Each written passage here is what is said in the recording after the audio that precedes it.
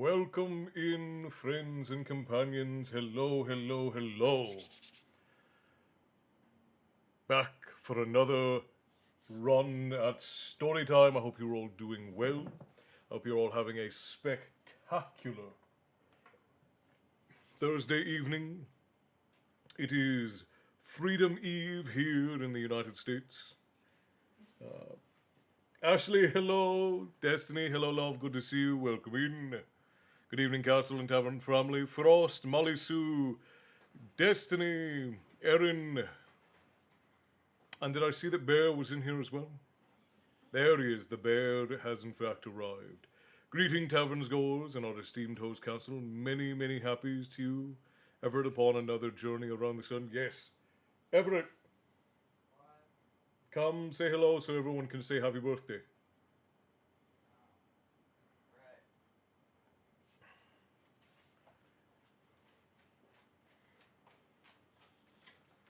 Turning a whole 15 years of age, 15 revolutions around the sun. Pretty soon we'll get to boot him out. On the street. No, I was kidding.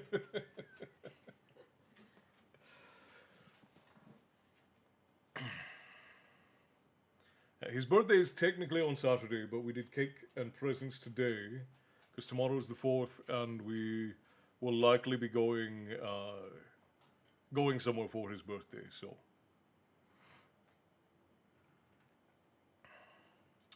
Hallo mein Freund, wie geht's? Mir ist gut, ich bin gut, mein Freundin. Wie geht es Ihnen, Tyson?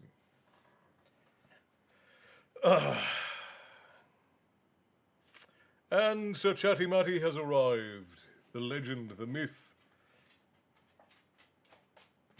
Camian, thank you for the prime. 5 whole months, that's wild. You are in fact a bleeding legend, my friend. Tips to the tavern keepers are always appreciated. Well, friends, I think that we'll give another few minutes. What I'm going to do right now is for our friends over on Twitch, I'm going to do our ad run, so you guys don't have to be, enjoy your Morningstar mead there, my friend. Should be mighty tasty. And welcome in, Kemin.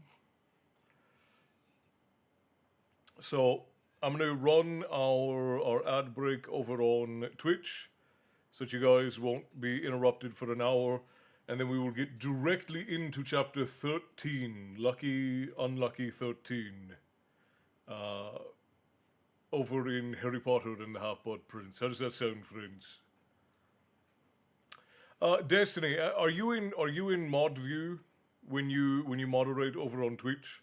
Can you see the mod control panel where you're at?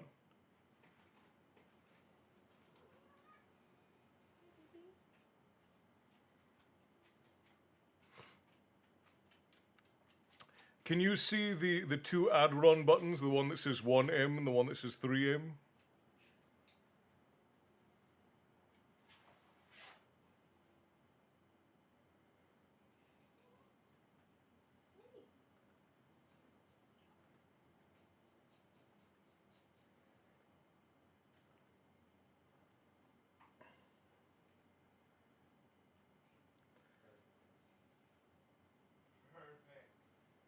I have to remember that because my TikTok chat is down here, I have to remember that. You got a bunch of happy birthdays, by the way. Thank you. Castle. I just did something spectacular. You know What? what miniature Miku I got? Mm-hmm. I put it next to Wilder, Mm-hmm. and since Wilder's looking down, it looks like he's looking at it in confusion. That's very funny. Yeah, so if you are on... Erin! Thank you for gifting a sub to Molly Sue. Appreciate that. Again, tips to the tavern keeper. Always appreciated. And you should be getting yourself some mead there. Enjoy that. And you guys already started a hype train. We just started. You guys are already in a hype train. Calm down. Ooh, no, you got a green man's drought. That's nice. So Frost, can you see the mod control panel? There's a bunch of different buttons. There are 2 that are green. One says 1M and one says 3M. Can you see it?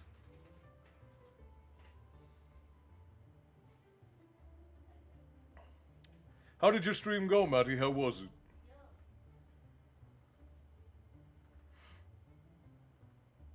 Okay, alright, so that means I need to do it. Alright, so everyone on Twitch, I'm gonna run the 3-minute ad break so that we have an hour without ads, and then we're gonna hop right into the story. A disaster? That's how live streaming goes, my friend. It's always a disaster. We are professionals, or at least something like professionals, and we still have Ashley says the music is quite loud. And that's over on TikTok.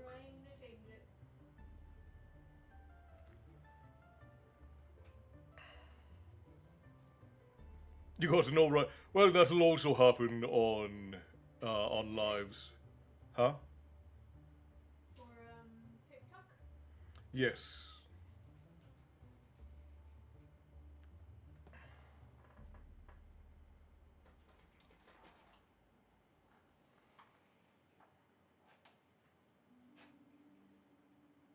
Did I say kick Destiny? I meant on Twitch. I don't know if I said kick or not, but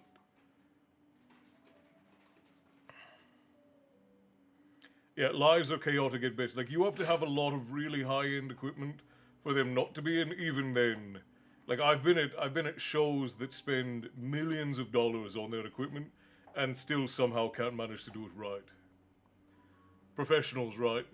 Hello, Rachel. How's it going? Over on Facebook today, huh?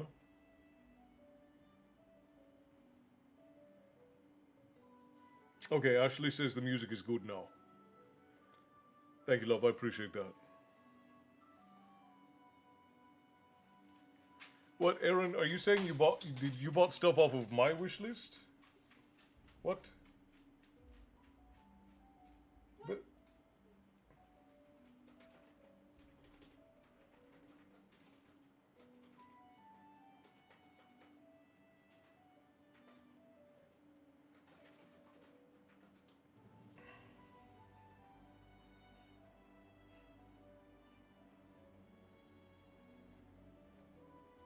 Amazon's being stupid though, as it usually is. You don't have to do that, Aaron. I appreciate you. We are quite all right.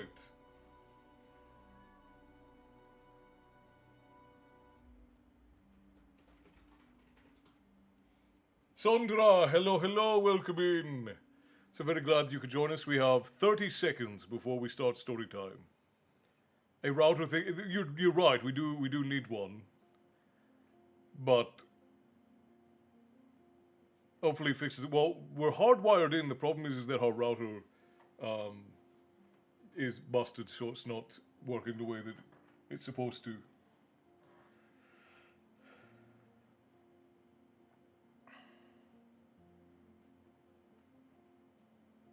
Is there playback playing in your ear? No, when he's like streaming, I think. Oh, you have to make sure that your tabs are muted, Maddie. Next time that you're streaming, I will try to be on so I can help you through the technical difficulties, because there are a few things.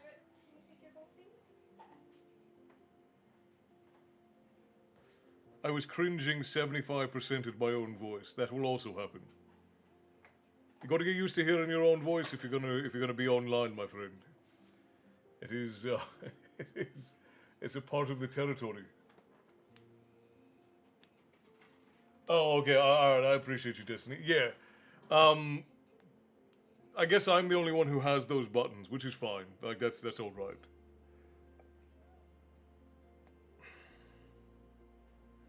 That's good. I appreciate you for that, Destiny. That was very helpful. I like YouTube because I can watch it on TV, but no TV near me at the moment. Oh, I see. Well, that makes sense. All right. So is the music good for everybody before I start? Because we're gonna get right into Harry Potter and the Half-Blood Prince. Welcome in to all our friends from all across the world. If you are new, you have stumbled into a tavern at the end of the world, where all stories eventually come to rest. I am Castle, the tavern keeper. Across from me is the lovely lady of the tavern, Una. And tonight we are reading Harry Potter and the Half-Blood Prince, as you can see by the lovely graphic that was prepared by the lady of the tavern. And we'll be going right in. Once I get this all ironed out, you'll owe me a raid horn every stream.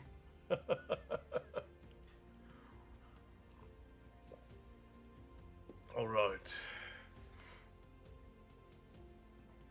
Oh yeah, well now that we have the both magic boxes working well, the lady is hellbent on making sure you guys get fun and unique stuff.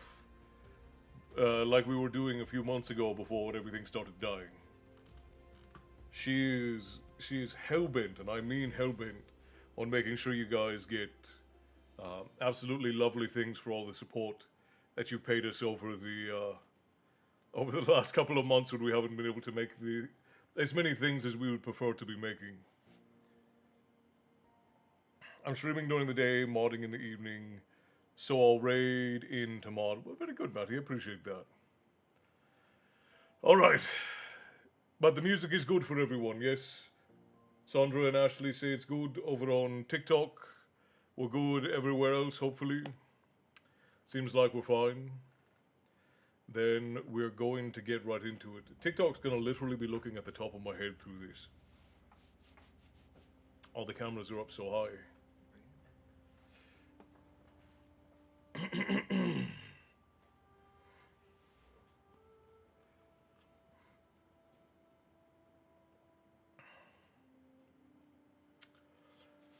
Chapter 13. The Secret Riddle.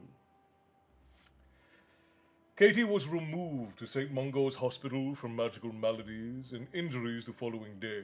Well, hang on, this has been a while since we've read, so let's go back to the previous page and see what happened at the end. So what was happening at the end of the last chapter? Oh, that's right. So Katie, the girl who is a part of the Quidditch team, was given an amulet that she was supposed to take back to Hogwarts to give to somebody, and on the way back she accidentally touched it while her friend was trying to wrestle it away from her, and now she's quite ill. And Harry is hellbent believing that it was Malfoy who gave it to her, even though he wasn't quite there. I'm happy to knock a few things off the list, what's needed. I was able to do HDMI and an extendable router. I'm not sure what's still on the list. Let me have a look.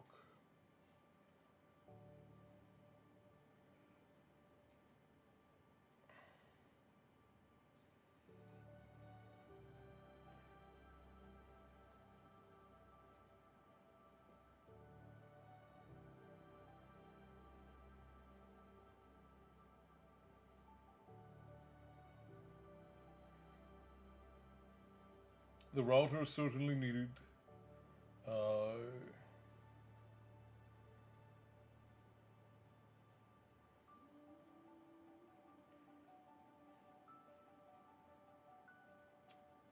Probably just the only thing, because all of these things are things that we need at some point, but extra HDMIs never hurt. The router we have to replace, so that's appreciated. And the only other thing on here that's immediately that we're talking about getting in the next couple of months are the lights and another monitor. But you don't need to worry about those things because we don't need them immediately. So what you've done is more than enough, Aaron. I appreciate you for that. That's already more than enough. I'll have to get my tablet ready for next time I stream. I should be able to stream from there too. Well, thank you, Aaron. That's far more generous than is necessary. Thank you kindly. We appreciate it deeply. Okay, let's continue. So, Katie was in the hospital wing and now she is not. And now we are looking at what is happening in the aftermath. And Harry is hellbent that Draco is the one who caused it. It helps you, it helps me. Well, I have a lot of really wonderful videos coming out soon too, so I'm hoping that those will be something that you guys will all get to enjoy. The lady and I are very excited about what we have coming up, and literally it's all because of you guys. So thank you for that. The lady and I deeply appreciate it. Or at least I do. I won't speak on her behalf. Wow. You do. What do you appreciate it, my love? Of course I do. Yes. She loves that we get to do what we do because you guys are literally making it so that hopefully in the next couple of years we can start making our own animated things and possibly even our own games, and that's what the lady has dreamed about doing since she was a little girl. So you guys are literally making her the dreams of a small girl, her girlhood dreams. You're making them come true. Thank you, Val. So we appreciate it. Val, hello. Thank you for the beanies and the roses. Appreciate that. Thank you kindly. Tips to the Tavern Keeper, always appreciated. Thank you, my friend. And good to see you. The Vastic Castle gets to hear my voice soon too. First Bear, then Destiny, and Erin and Herring. Yeah. Well, we have a call this Saturday, so I'll be hearing it more, or maybe this Saturday. I might have to schedule you for Friday, Maddie, because I forgot that the boy's birthday was on Saturday. Didn't forget. I just my calendar. I go by Friday, Saturday, Sunday. I don't look at the dates because the dates don't particularly matter to us. All right, let's continue. By which time, Katie was removed to St. Mungo's Hospital for magical maladies and injuries the following day. By which time, the news that she had been cursed had spread all over the school. Though details were confused, and nobody other than Harry, Ron, Hermione, and Leanne seemed to know that Katie herself had not been the intended target.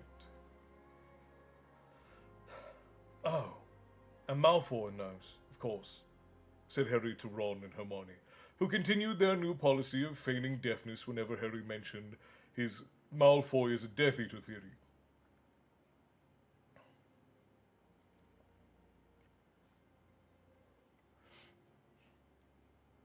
Harry had wondered whether Dumbledore would return from wherever he had been in time for Monday night's lesson. But having no word to the contrary, he presented himself outside Dumbledore's office at 8 o'clock, knocked, and was told to enter. There sat Dumbledore, looking unusually tired. His hand was as black and as burned as ever, but he smiled when he gestured to Harry to sit down. The Pensieve was sitting on the desk again, casting silvery specks of light over the ceiling.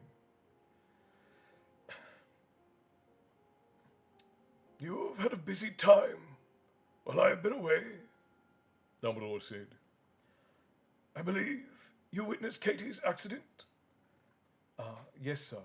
How is she?" "Still very unwell, although she was relatively lucky. She appears to have brushed the necklace with the smallest possible amount of skin. There was a tiny hole in her glove. Had she put it on, had she even held it in an ungloved hand, she would have died, perhaps instantly. Bless you, my darling. Luckily, Professor Snape was able to do enough to prevent the rapid spread of the curse." "Why him?" asked Harry quickly. "Why not Madame Pomfrey?"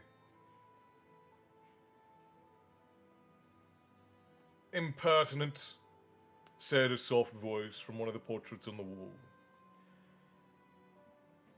And Phineas Nicholas Black, Sirius's great-great-grandfather, raised his head from his arms, where he had appeared to be sleeping. "I would not have permitted a student to question the way Hogwarts operated in my day." "Yes, thank you, Phineas," said Dumbledore quellingly. "Professor Snape knows much more about the dark arts than Madame Pomfrey, Harry. Anyways, the St. Mungo staff are sending me hourly reports, and I am hopeful that Katie will make a full recovery in time." "Where were you this weekend, sir?" Harry asked, disregarding a strong feeling that he might be pushing his luck, a feeling apparently shared by Phineas Nicholas, who hissed softly. "I would rather not say just now," said Dumbledore. "However, I shall tell you in due course." "You will?" said Harry, startled. "Yes, I expect so," said Dumbledore, withdrawing a fresh bottle of silver memories from inside of his robe and uncorking it with a prod of his wand. Sir, said Harry tentatively, I met Mundungus in Hogsmeade. Ah, yes. I am already aware that Mundungus has been treating your inheritance with a light-fingered contempt, said Dumbledore, frowning a little.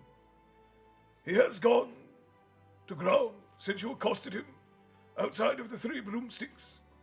I'd rather think he dreads facing me. However, rest assured that he will not be making away with any more of Sirius's old possessions.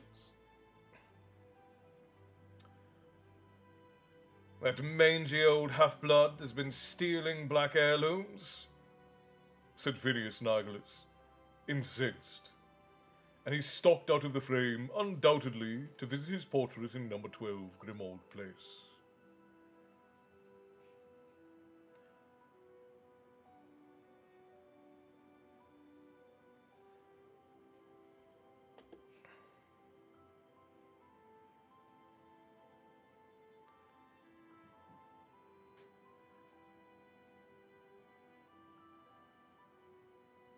Wait, what is different? What am I doing? Your accent. Oh, Esther, hello, love, good to see you. Is something different with my accent? Well, that's what Captain's middle child said. This is also the middle child that should be asleep, however. He took a 4-hour nap earlier because he's not feeling great. Oh, I see. Hello, Castle. I hope you're doing well. My dad's birthday is today, and he would have been 108 years old, bless him dearly. Well, a happy birthday from beyond to him then.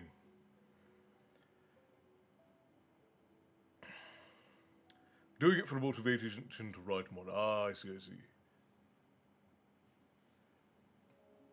Alright, I'll pop back up in a minute, friends. Please make sure your drinks are full and that your seats are filled as well. This chapter is most certainly going to be dialogue heavy.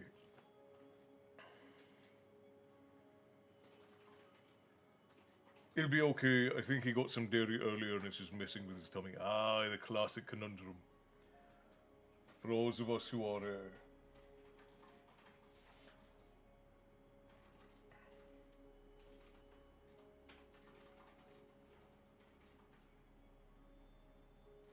Did you see from Ashley about the music, love?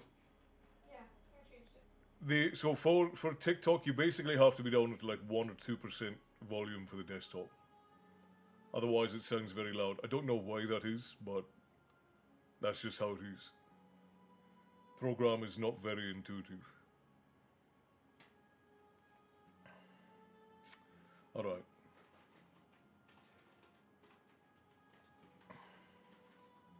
Professor, said Harry after a short pause. Did Professor McGonagall tell you what I told her after Katie got hurt? About Draco Malfoy? She told me of your suspicions, yes, said Dumbledore.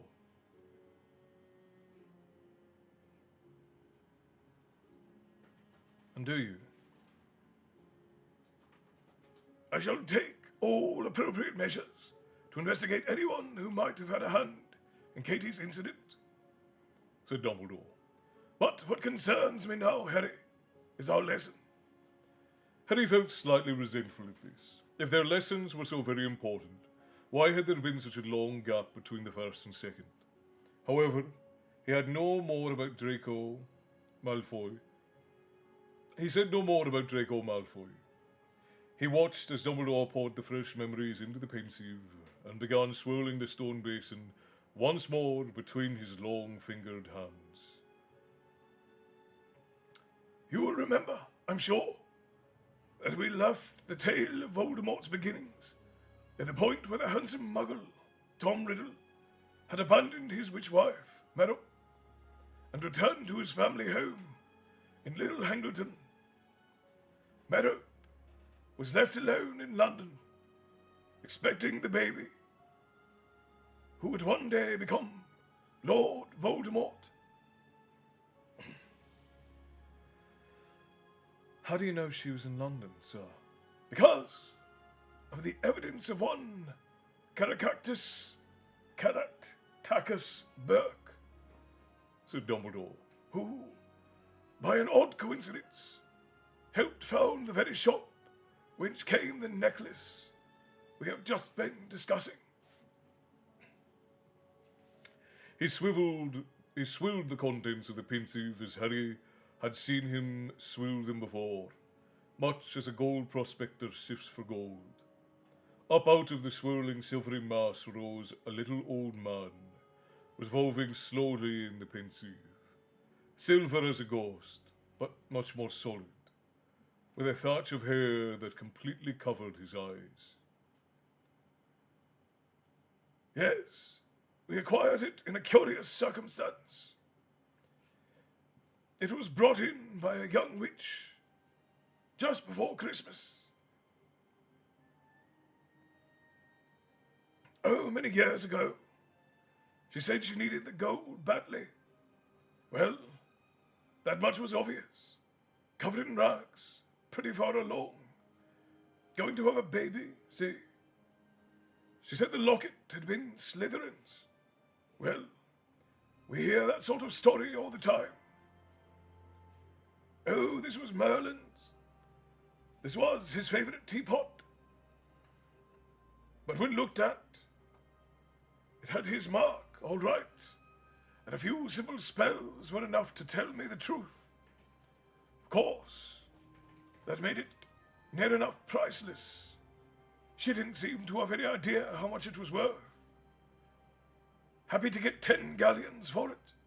Best bargain we ever made. Dumbledore gave the pensieve an extra vigorous shake, and Caractacus, that's a hell of a word, Caractacus Burke descended back into the swirling mass of memory, from whence he had come. Caractacus.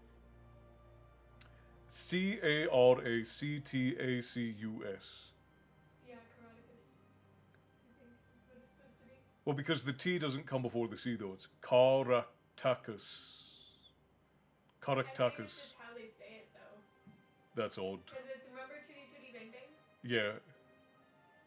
Caraticus Peltz. Huh. Interesting. Benny, hello, my friend. Welcome in. So very glad that you could join us. Welcome, welcome.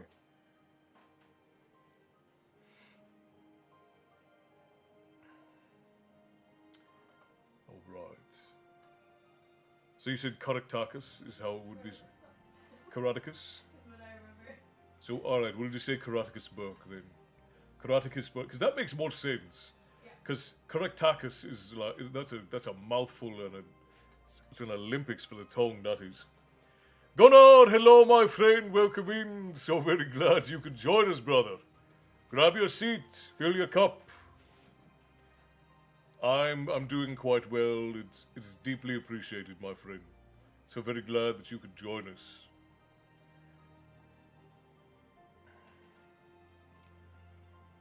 He only gave her 10 galleons, said Harry indignantly.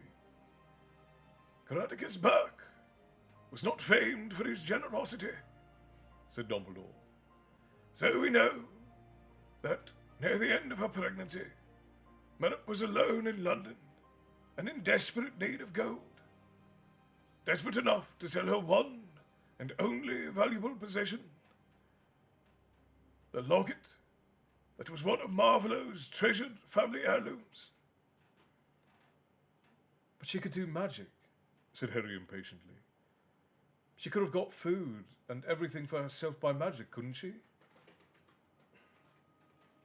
Ah, said Dumbledore. Perhaps she could. But it is my belief, I am guessing again, but I am sure I am right, that when her husband abandoned her, Merritt stopped using magic. I do not think she wanted to be a witch any longer.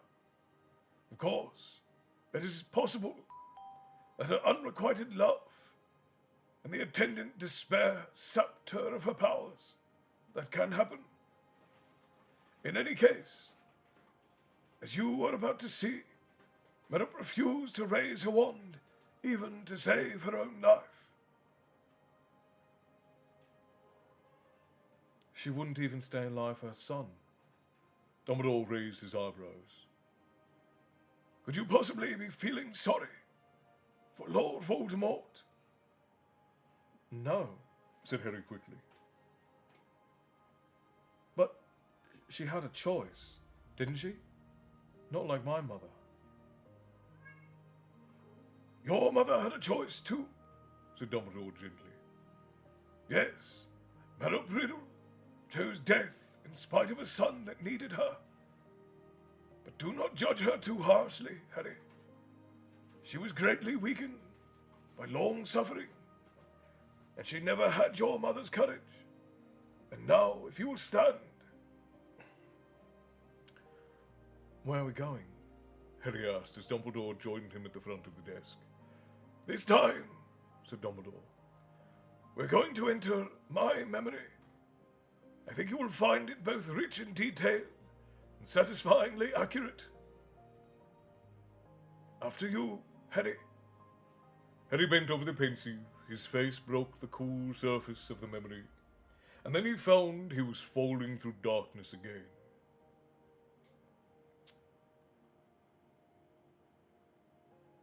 Seconds later, his feet hit firm ground. He opened his eyes and found that he and Dumbledore were standing in a bustling, old-fashioned London street. There I am, said Dumbledore brightly, pointing ahead of them at a tall figure crossing the road in front of a horse-drawn milk cart. This younger Albus Dumbledore's long hair and beard were auburn. Having reached their side of the street, he strode off along the pavement, drawing many curious glances due to the flamboyantly cut suit of plum velvet that he was wearing. Nice suit, sir, said Harry before he could stop himself. But Dumbledore merely chuckled as they followed his younger self a short distance. Finally, passing through a set of iron gates into a bare courtyard that fronted a rather grim square building surrounded by high railings, he mounted a few steps leading to the front door and knocked once. After a moment or two, the door was opened by a scruffy girl wearing an apron. Good afternoon. I have an appointment with Miss Cole, who I believe is the matron here. Oh, said the bewildered-looking girl, taking in Dumbledore's eccentric appearance.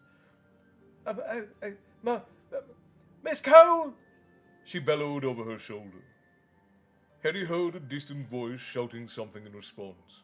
The girl turned back to Dumbledore. Come in. She's on her way.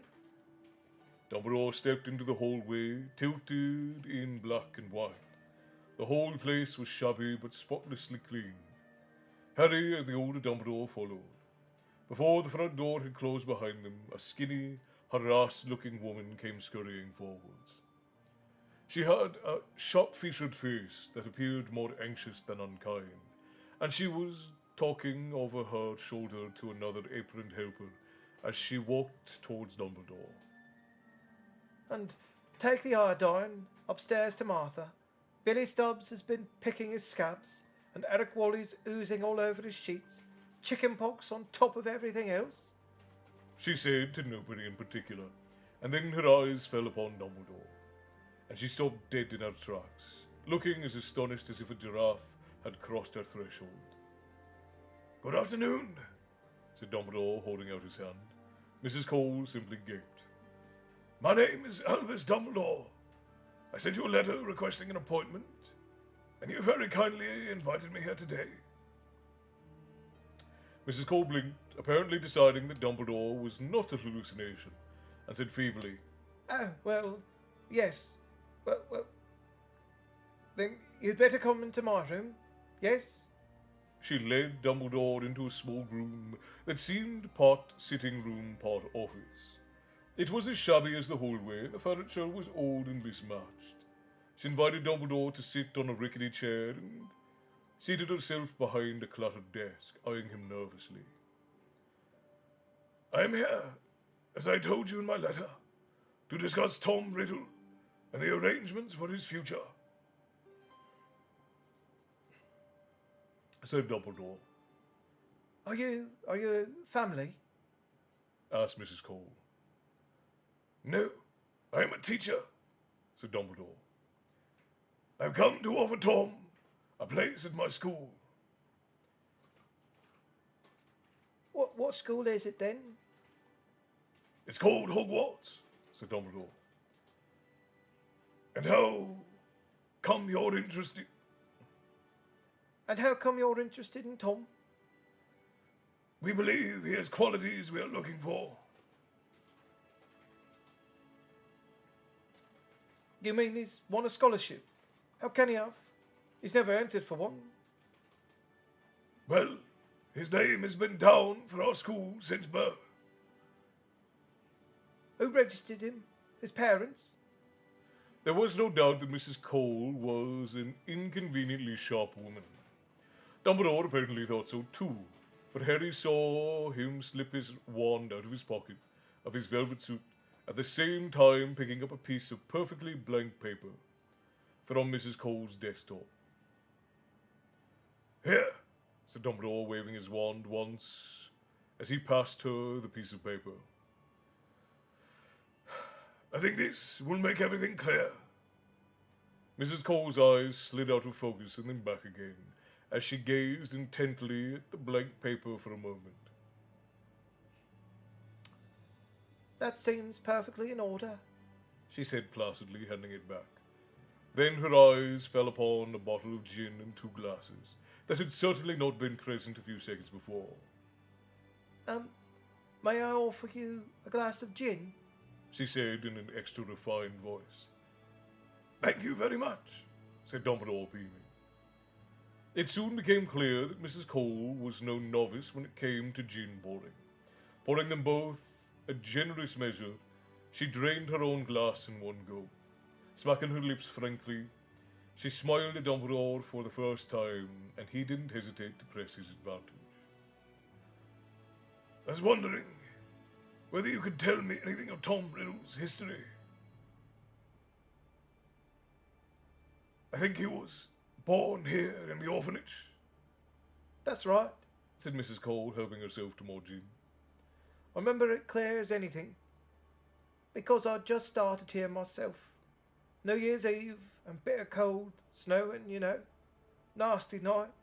And this girl, not much older than I myself at the time, came staggering up the front steps. Well, she was... Well, she wasn't the first.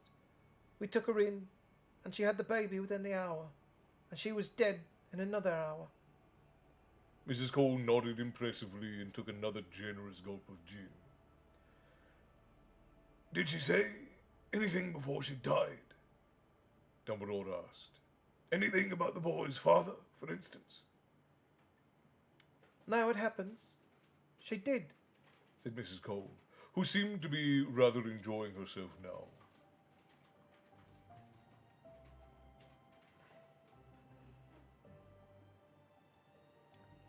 Rin, hello, and Big Ed, hello, welcome in.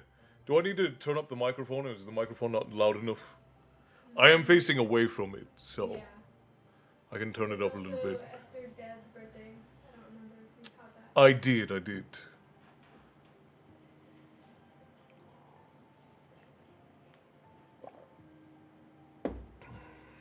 I wished many merriments to him from the beyond.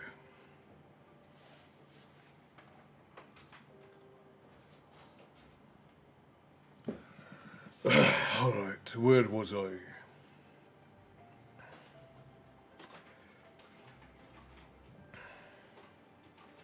Said Mrs. Cole, who was now seemed to be rather enjoying herself, with a gin in her hand and an eager audience for her story. I remember. She said to me, I hope he looks like his papa. And I won't lie, she was right to hope it, because she was no beauty. And then she told me he was to be named Tom for his father, and Marvolo for her father. Yes, I know, funny name, isn't it? We wondered whether she came from a circus. And she said the boy's surname was to be Riddle. And she died soon after without another word. Well, we named him just as she said.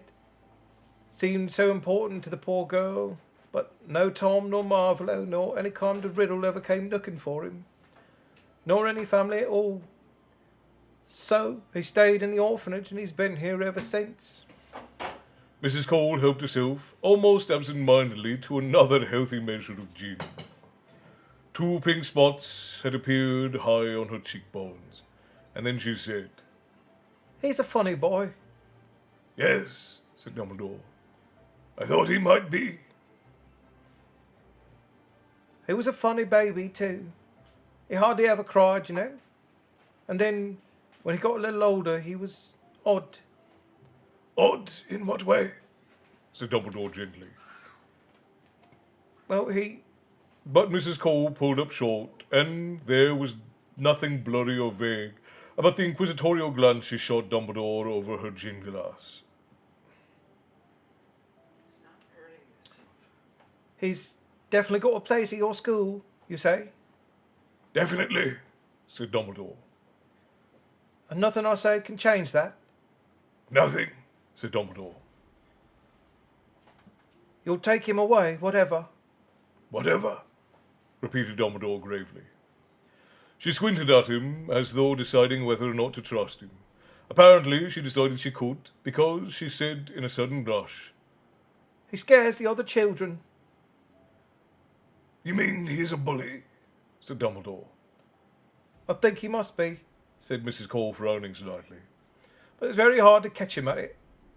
There have been incidents, nasty things. Dumbledore did not press her, though Harry could tell he was interested. She took yet another gulp of gin, and her rosy cheeks grew rosier still. Billy Stubbs' rabbit. Well, Tom said he didn't do it, but I don't see how he could have done. But even so, it didn't hang itself from the rafters, did it? I shouldn't think so, no, said Dumbledore quietly. But I'm jiggered if I know how he got up there to do it.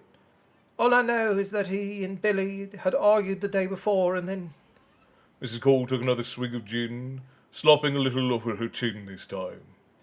on the summer outing, we take 'em out, you know, once a year, to the countryside or to the seaside.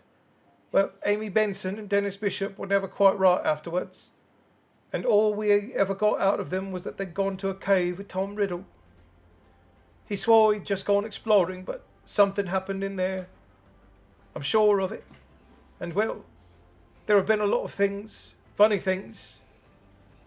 She looked around at Dumbledore. So she means funny like scary, not funny haha. Which is to be clear. Bear Frost, thank you for the hydrates, my friend, and Milu, thank you for the posture check. I appreciate that.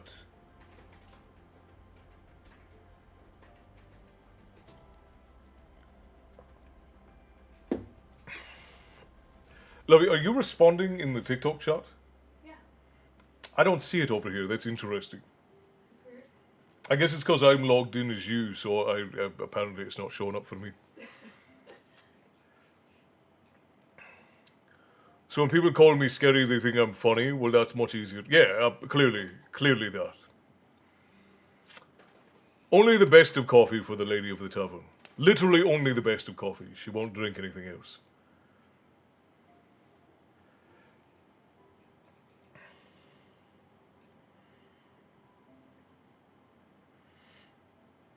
She is. I'm not seeing anything that she's saying. So it really just looks like Val and Ashley are talking to themselves over there.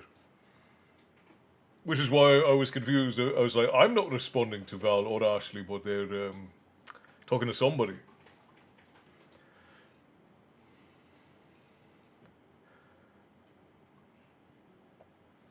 Her favourite is Death Wish. She loves Death Wish.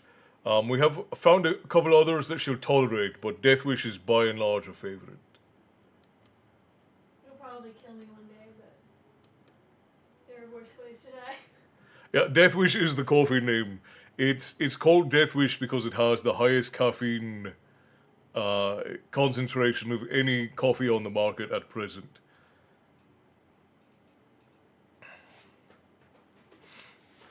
But it also has one of the best roasts that you'll get. You'd probably have to. I know though they sell it through Amazon. You can usually find it at a store. That's funny, not scary funny. Ah, I see. Thank you, Milo, for clarifying. But we buy it whole bean, and I grind it twice a week so that she can have fresh ground dark coffee.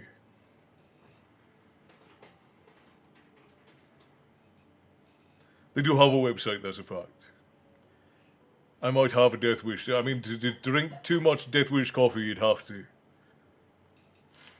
Yeah, you can throw a link in the chat, Destiny. That's fine.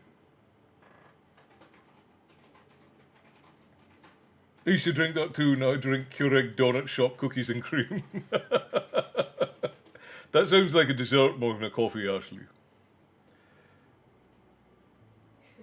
Castle Code. Anyone else have the new iOS 26 Beta 2 update on their iPhone? And have them maybe mask. My phone is freezing, similar to mine while watching these live streams on Twitch. It could be a bitrate issue. But I don't know if anyone else has iPhones in the tavern. Most of us are Android people. The lady and I are Samsung Android people.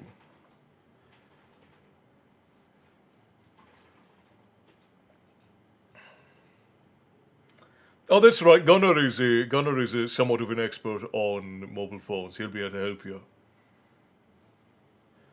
The monthly delivery subscription is well worth it. Yeah, that's what the lady does. She gets it delivered bi-monthly, the big bags. Val, thank you for the roses. I appreciate you. Thank you kindly. Tips to the tavern keeper, always appreciated. Benjamin, my friend, hello and welcome in. So very glad that you could join us.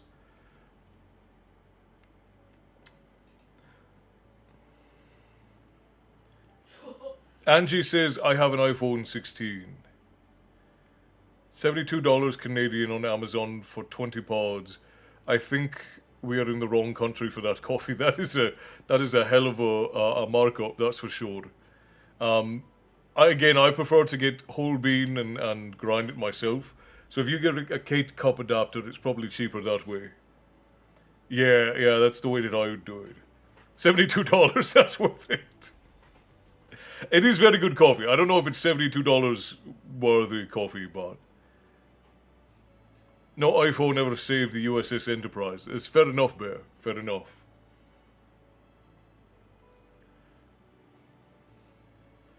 Angie, what Esther wants to know is if you're having any freezing issues. Well, you're on YouTube, so it might be different, but she's having issues with it's freezing over on Twitch.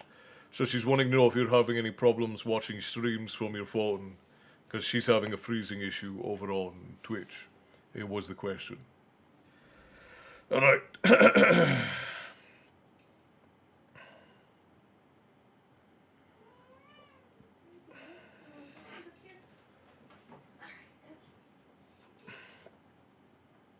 She looked around at Dumbledore again, and though her cheeks were flushed, her gaze was steady. I don't think many people will be sorry to see the back of him. You understand, I'm sure, that we will not be keeping him permanently, said Dumbledore. He will have to return here, at the very least, every summer. Oh, well, that's better than a whack on the nose with a rusty poker, said Mrs. Cole with a slight hiccup. She got to her feet, and Harry was impressed to see that she was quite steady, even though 2/3 of the gin was now gone. I suppose you'd like to see him? Very much, said Dumbledore, rising too. She led him out of her office and up the stone stairs, calling out instructions and admonitions to helpers and children as she passed.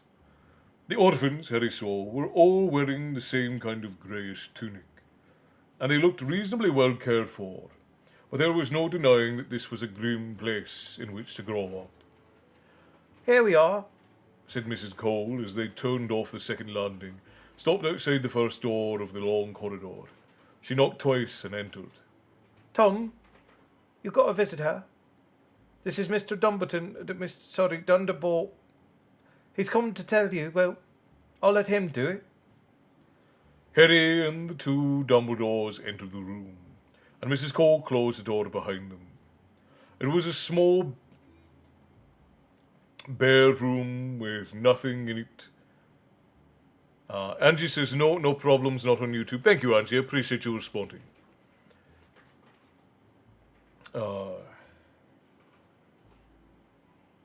Yes, fresh ground. And the lady loves her coffee fresh ground. That's why we do it. I grind a fresh batch twice a week so that she has continuous fresh coffee.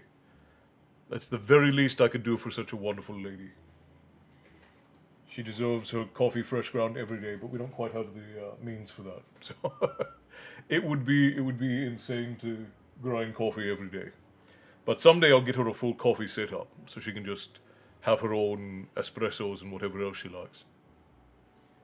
But we don't have the kitchen space for it right now. So we have one tiny counter here in the tavern. Where was I?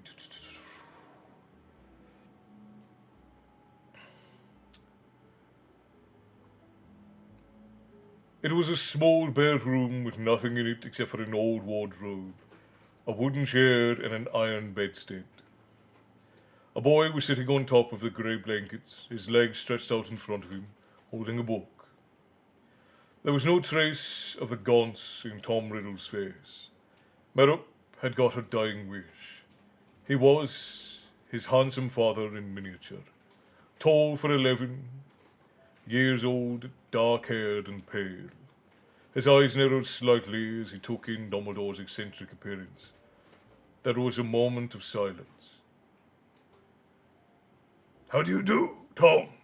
said Dumbledore, walking forward and holding out his hand. The boy hesitated, then took it, and they shook hands. Dumbledore drew up the hard wooden chair beside Riddle, so that the pair of them looked rather like a hospital patient and visitor. "I am Professor Dumbledore." Professor?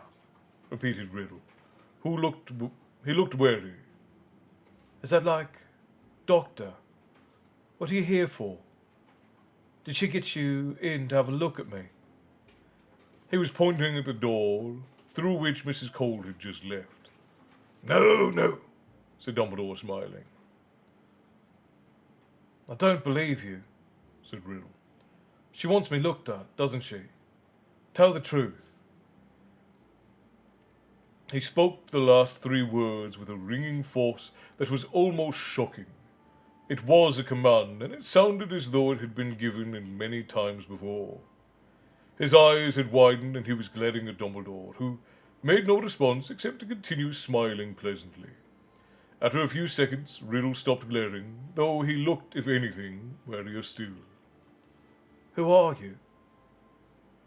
I have told you. My name is Professor Dumbledore, and I work at a school called Hogwarts. I have come to offer you a place at my school, your new school, if you would like to come. Riddle's reaction to this was most surprising. He leapt up from the bed and backed away from Dumbledore, looking furious. You can't kid me. The asylum, that's what you're from, isn't it? Professor. Yes, of course. Well, I'm not going, see. That old cat's the one who should be in the asylum. I never did anything to little Amy Benson or Dennis Bishop. And you can ask them. They'll tell you. I'm not from the asylum, said Dumbledore patiently. I am a teacher, and if you will sit down calmly, I shall tell you about Hogwarts. Of course, if you would rather not come to the school, nobody will force you. I'd like to see them try, sneered Riddle. Hogwarts, Dumbledore went on, as though he had not heard Riddle's last words,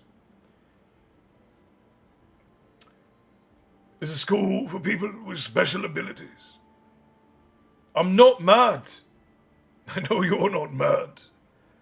Hogwarts is not a school for mad people. It is a school of magic.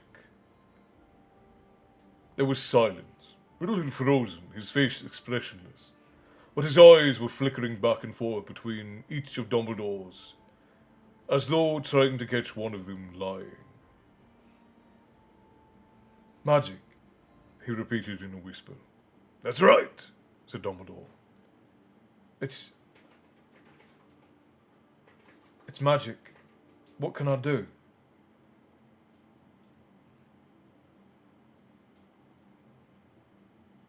What is it that you can do? All sorts, breathed Riddle. A flush of excitement was rising up his neck, into the hollows of his cheeks. He looked fevered. I can make things move without touching them. I can make animals do what I want them to do without training them. I can make bad things happen to people who annoy me. I can make them hurt if I want to. His legs were trembling. He stumbled forward and sat down on the bed again, staring at his hands, his head bowed as though in prayer.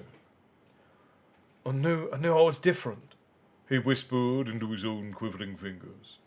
I knew I was special. I always knew that there was something. Kayla, hello, hello. I scrolled past and all I heard was a school for special abilities. And went autism is a special ability. Hello, Kayla. It's good to see you. I still can't hear it, but balance good. If you wanted it turned up to 4%, you could, but otherwise it's good. All right. That's very well, and the music should be very soft. It should just sort of be sitting in the background. What is Gunnar, thank you for the gifted subs, my friend. Tips of the Tavern Keeper are always appreciated. I'm sure Nitso just got Dodd, Milo and Yellow Jackets all appreciate you giving them an ad-free experience for the rest of the month. Thank you kindly, my friend. Tips are always appreciated for the Tavern Keeper.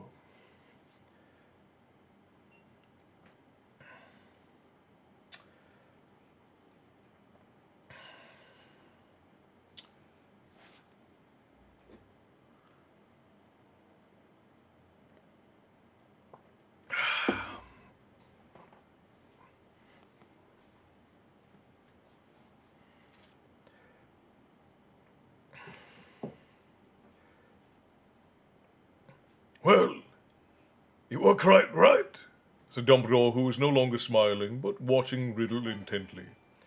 You are a wizard. Riddle lifted his head. His face was transfigured. There was a wild happiness upon it, yet for some reason it did not make him better looking. On the contrary, his finely carved features seemed somehow ruffled, his expression almost bestial. Are you a wizard too? Yes, I am.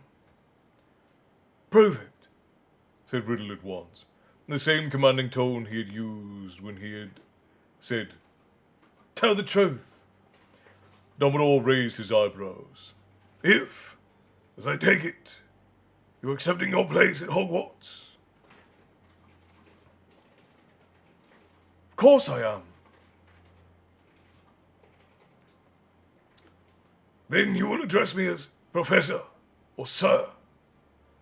Riddle's expression hardened for the most fleeting moment before he said in an unrecognisably polite voice, Oh, I'm sorry, sir. I mean, please, Professor, could you show me?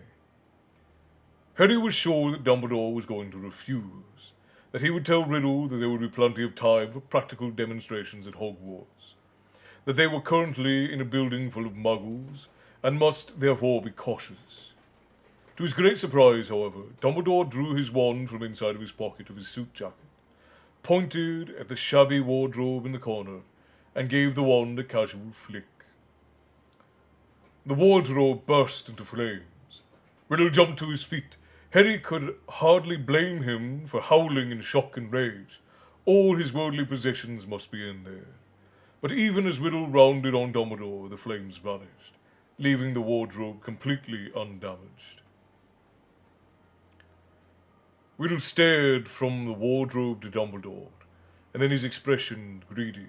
He pointed at the wand. Where can I get one of them? All in good time, said Dumbledore. I think there is something trying to get out of your wardrobe. And sure enough, a faint rattling could be heard from inside of it.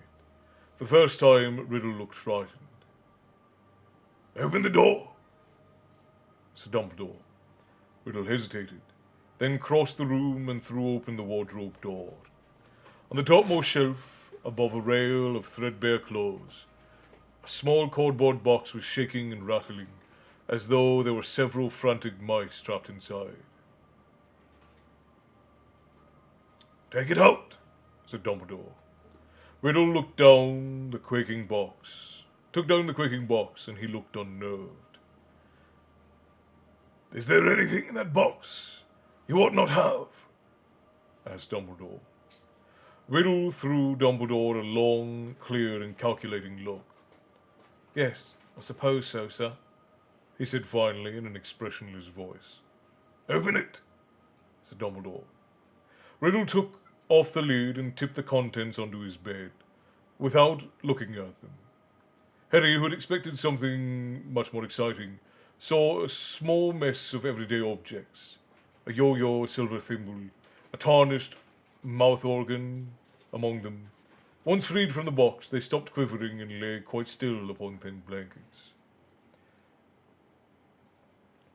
You will return them to their owners with your apologies, Dumbledore said calmly, putting his wand back into his jacket. I shall know whether it has been done. Be warned, thieving is not tolerated at Hogwarts. Riddle did not look remotely abashed. He was still staring coldly and appraisingly at Dumbledore. At last he said in a colourless voice, Yes, sir. At Hogwarts, Dumbledore went on, we teach you not only to use magic, but to control it. You have inadvertently, I am sure, been using your powers in a way that is neither taught nor tolerated at our school. You're not the first, nor will you be the last, to allow your magic to run away with you. But you should know that Hogwarts can expel students. The Ministry of Magic, yes, there is a ministry, will punish lawbreakers still more severely. All new wizards must accept that, in entering our world, they abide by our laws. Yes, sir, said Riddle again. It was impossible to tell what he was thinking. His face remained quite blank, as he put a little cache of stolen objects back into the cardboard box. When he had finished, he turned to Dumbledore and said boldly, I haven't got any money. That is easily remedied, said Dumbledore, drawing a leather money pouch from his pocket. There is a fund at Hogwarts for those who require assistance in buying books and robes. You might have to buy some of your spell books or so on second hand, but... Why do I buy spell books? Interrupted Riddle, who had taken the heavy money bag without thanking Dumbledore, and was now examining a fat gold galleon. In Diagon Alley, said Dumbledore. I have your list of books, school equipment with me. I can help you find everything. You're coming with me, said Riddle, looking up. Certainly, if you... I don't need you, said Riddle. I'm used to doing things for myself. I go around London all the time on my own. How do you get to this Diagon Alley? Sir, he added, catching Dumbledore's eye. Harry thought that Dumbledore would insist upon accompanying Riddle, but once again he was surprised. Dumbledore handed Riddle an envelope containing a list of equipment, and after telling Riddle exactly how to get the leaky cauldron from the orphanage, he said, You will not see it, although you will be able to see it, although muggles around you, non-magical people, that is, will not. As for Tom, the barman, he's easy enough to remember, as he shares your name. Riddle gave an irritable twitch, as though trying to displace some irksome fly. You dislike the name Tom?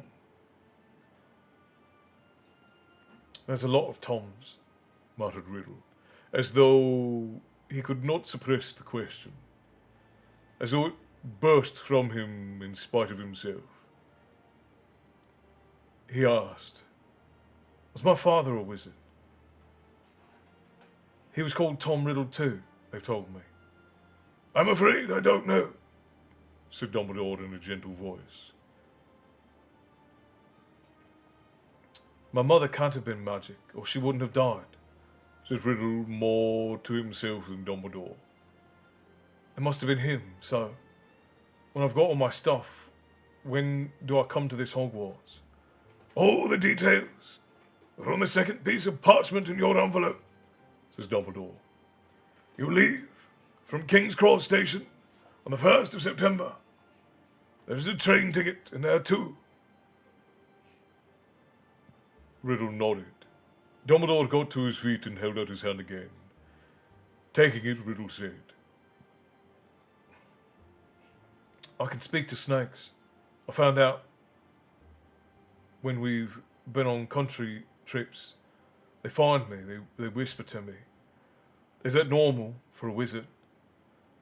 Harry could tell that he had withheld mention of the stranger's power until that moment, determined to impress.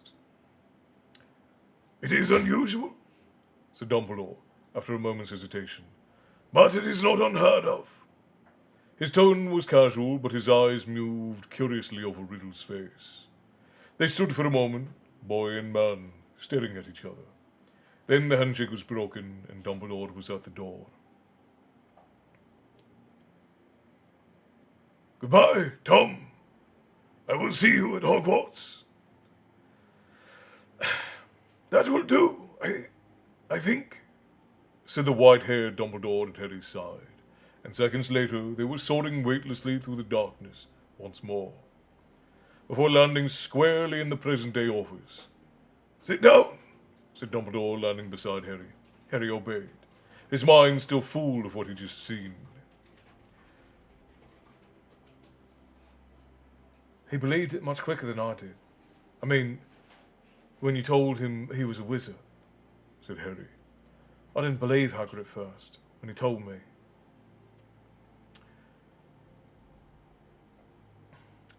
Yes, Riddle was ready to believe that he was, to use his word, special, said Dumbledore. Did you know then? Asked Harry. Val, thank you for the roses, love. I appreciate you. I gotta do. Other people at Disney, I got to do that for someone, and I really found I liked it. Oh, there's a whole conversation going on over there that I'm not privy to.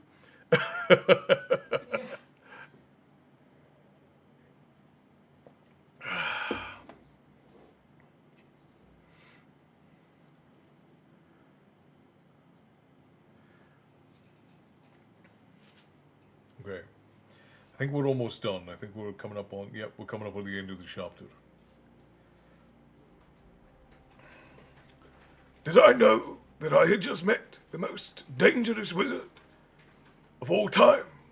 Said Dumbledore.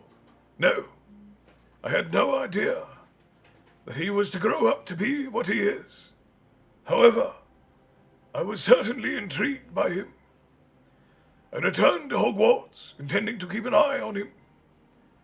Something I should have done in any case, given that he was alone and friendless, but which, already, I felt I ought do for others' sake as much as his. His powers, as you heard, were surprisingly well developed for such a young wizard, and, most interestingly and ominously of all, he had already discovered that he had some measure of control over them, and had begun using them consciously. And as you saw, they were not random experiments, typical young wizards. He was already using his magic against other people, to frighten, to punish, to control. The little stories of the strangled rabbit, and the young boy and girl he lured into a cave, most suggestive. I can make them hurt if I want to.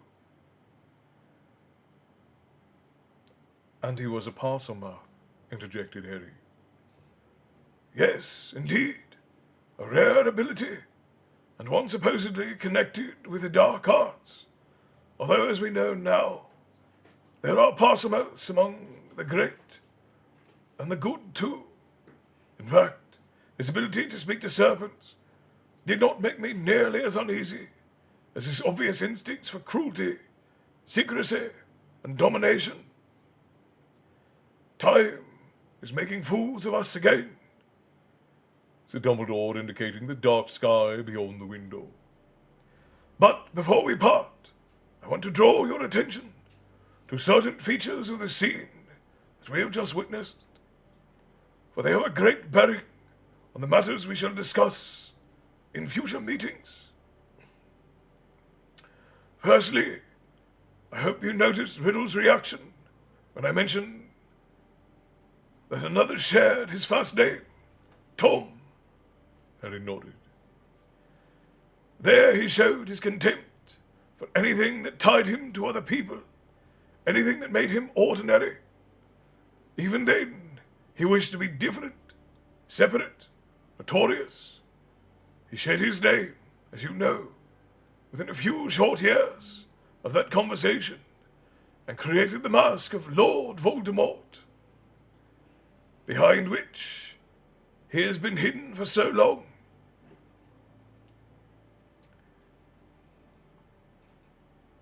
I trust that you also noticed that Tom Riddle was already highly self-sufficient, secretive, and apparently friendless.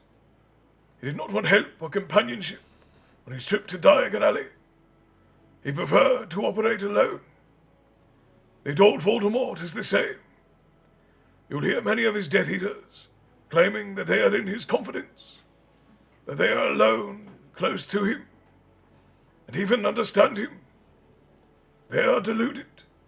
Lord Voldemort has never had a friend, nor do I believe he has ever wanted one. Lastly, I hope you are not too sleepy to pay attention to this, Harry. The young Tom Riddle liked to collect trophies. You saw the box of stolen articles he had hidden in his room. These were taken from victims of his bullying behavior. Souvenirs, if you will, of particularly unpleasant bits of magic. Bear in mind his magpie-like tendency for this, particularly, will be important later. And now, it really is time for bed." Harry got to his feet, and as he walked across the room, his eyes fell upon the little table on which Marvolo's gaunt ring had rested last time. But the ring was no longer there. "Yes, Harry," said Dumbledore, for Harry had come to a halt. "The ring's gone," said Harry, looking around. "But I thought you might have...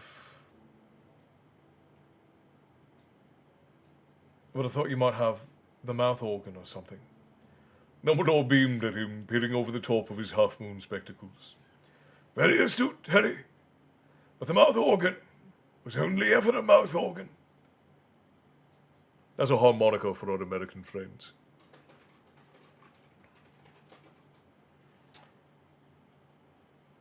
And on that enigmatic note,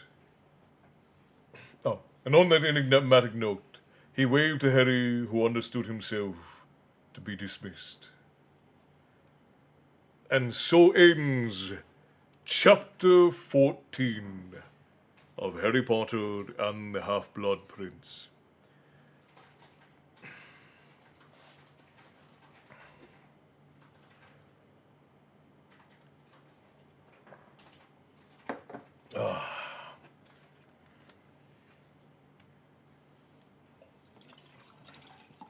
So let's see, what time is it? It is 9 o'clock. Upside Down Ashley, hello, good evening, Castle, the lady, and everyone else. I'll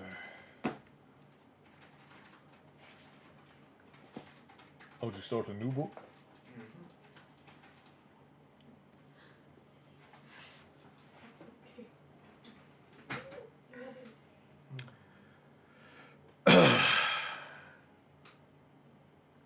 Lots of happy birthdays. Yeah, a great many.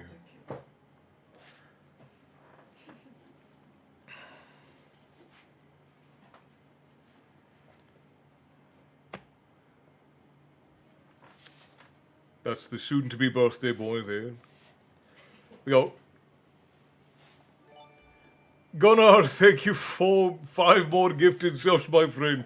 Absolutely unbridled generosity. Thank you kindly, my friend. Enjoy your meal of the morning star there. It's deeply appreciated. And I'm sure that... Okay, let's see. I am sure that Hades, K-Babe, Goodbrad, Sky Princess, and Ryderly will all appreciate their freedom from the tyranny of ads. Thank you kindly, my friend. Your generosity is overwhelming. It is deeply appreciated. Upside Down Ashley, thank you for the Deenies over on TikTok. Tips to the Tavern Keeper are so appreciated, friends. Thank you kindly. You're all absolutely wonderful and we deeply appreciate it. So, friends, it is late. We did get on late today. So do we just want to do songs and then call it quits? Kayla, thank you for the rose. It is appreciated. Thank you for tipping the Tavern Keeper. So, do we want to try for another chapter? Let's see. How long is this one? 2:38. It's a very long chapter. I think so.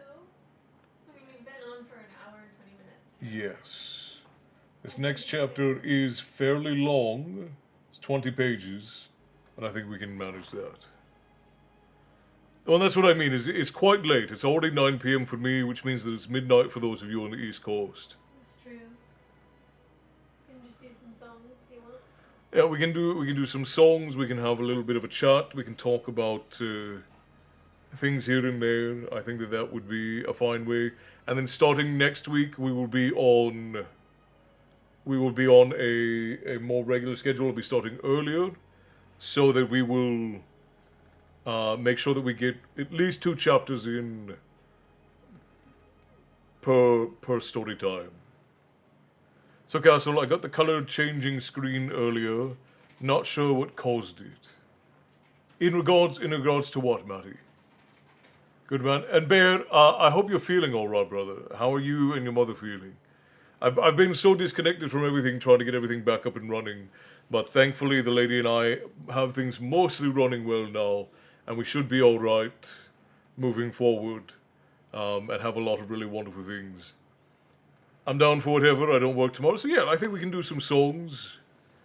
It's 1:58 p.m. Castle on Friday, the 4th of July, Independence Day. Indeed. Well, it'll be Independence Day for us in about 3 hours. But already our Australian friends...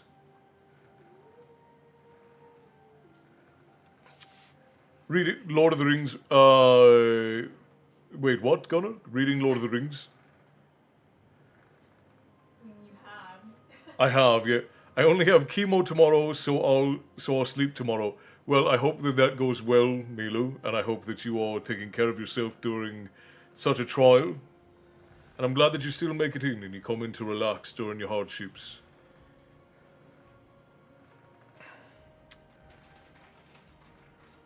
No. We should do the readathon soon, though. I think we could probably plan to schedule the readathon next month. I want to get story videos back up and running before we do that.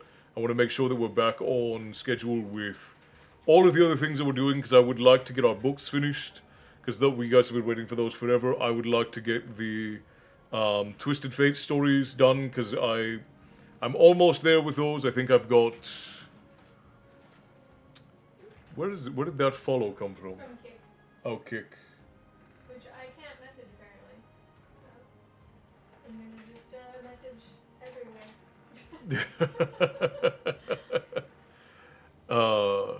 Most of the follows over on Kick are all just like spam, so I don't even worry about it. Like during my stream, the screen went into a hypnotic color changing screen. That's the Twitch underworld is trying to suck you in, Matty. That's what happened. I have a parade to be in tomorrow, but other than that, day off. That's right, tomorrow is a day off for everyone tomorrow.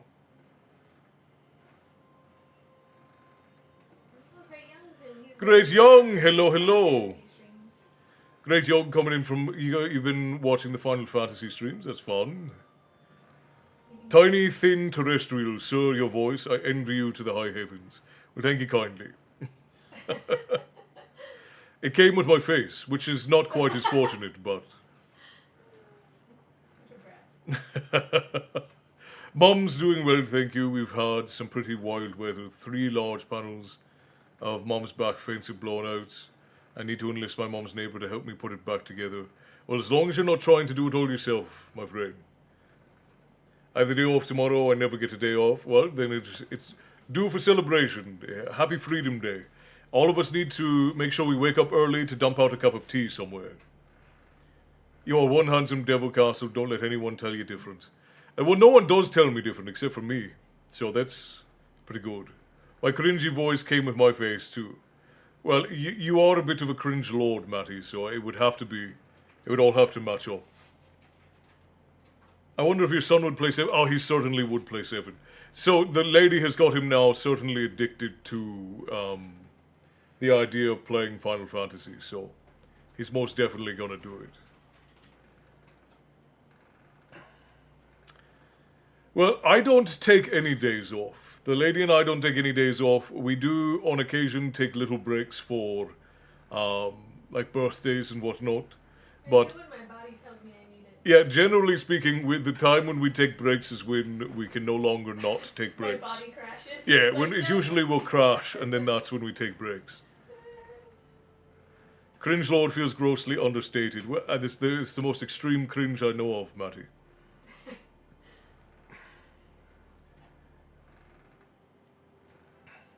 Well, you are someone, aren't you, sir? I have been told as much. Connor, I have been told as much. I'm used to the Yeah. Well, that's the thing, is like the lady and I, we work 7 days a week. We usually put in anywhere from 90 to 120 hour weeks. And we love what we do. So it's not a thing for us. We spend a good portion of that time just trying to fix stuff. Yeah, to be fair, a lot of their time is spent troubleshooting. Final Fantasy VII Dirge of Cerberus. Yeah, I'm sure that the boy will be excited to do Final Fantasy VII, because it's a lot less of a drag than, especially the remake, a lot less of a drag than 10. Val, you've got work tomorrow? But we love you. Well, thank you, Kayla. I appreciate you. I keep forgetting that my TikTok chat is down here, because the way we have it set up now is that the lady is seeing everything and not me. Yes, the background is gorgeous. The new setup is amazing.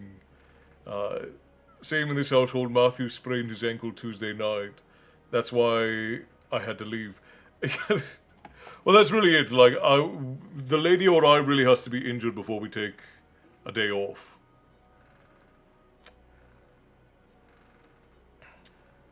Like, occasionally we'll take a half day or something to where we'll go and do something with the boy, or we'll go see my nephews or my brother. But for the most part, we're still working every day. Like, if I go do something in the afternoon, I was working in the morning. And if I go and do something in the morning, I'm working in the afternoon and the evening. We love to work. We love the work that we do. It is difficult, and there's a lot of effort that goes into it. But I don't think we really see it as work. We more see it as, like, I don't know, how would you describe it, Lovey? Like a calling? I don't even want to say that because that makes it sound profound, and I don't think it's necessarily profound. This is my calling. No, we're just passionate about it. Yeah, we like what we do.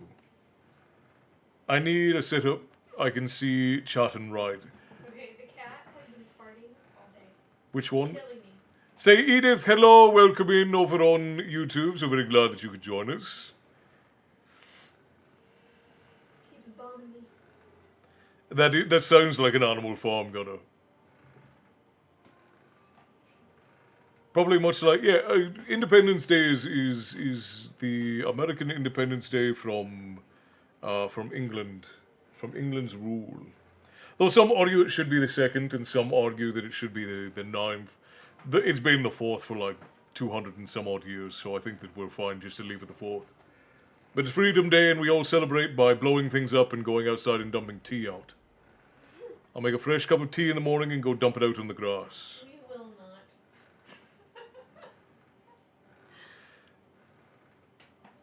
We don't waste tea in this house. We don't. Well, and one of my I was going to do a story time actually for the 4th of July. I don't know if I'll be able to do it, but I'll try to record it tonight. About why it was such a big deal that all that tea got dumped into the harbour in Boston. And it's because it wasn't just like they had a few boxes of Lipton tea, right? It wasn't like a bunch of tea bags. It was hyper-compressed, dehydrated blocks of tea We're talking about crates and crates of it, and they would have been about that big. And these huge blocks of tea, like literal bricks of tea, would have been probably about 3 or 4 pounds of tea in a brick like that. And they were just really heavily compressed down. And that brick of tea would have been a household's tea for like 3 or 4 months. Been 3 or 4 months, maybe even more than that, of tea in that one brick. So it would be very expensive bricks of tea. And this was before soda, so this was everyone's flavored drink. Right, so that was everyone's flavored drink, and it only became better when sugar became mass produced. So that with milk was basically what everyone would drink. And so we're celebrating Esther's Father's Day as well as Independence Day. What a lovely sharing on that one. His birthday, Yeah, his birthday as well as Independence Day. So that's why it was such a big deal that all that tea got dumped into the harbour, because it was what literally would have been hundreds of thousands of dollars worth of tea today. It would have been like if somebody dumped a whole shipping container worth of PS5s into the harbour.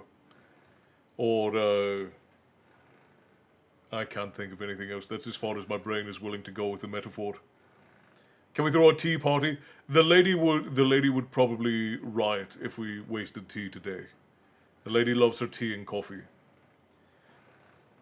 We're not wastrels. We are not. All right, friend, I'm going to hop up and stretch real quick, friends, and then we're going to sing some songs, and then we'll continue chatting for a little bit. Probably until, I'd say we'll probably stay on until about 9:30, 9:45 my time. Currently throwing tea into the street for the occasion.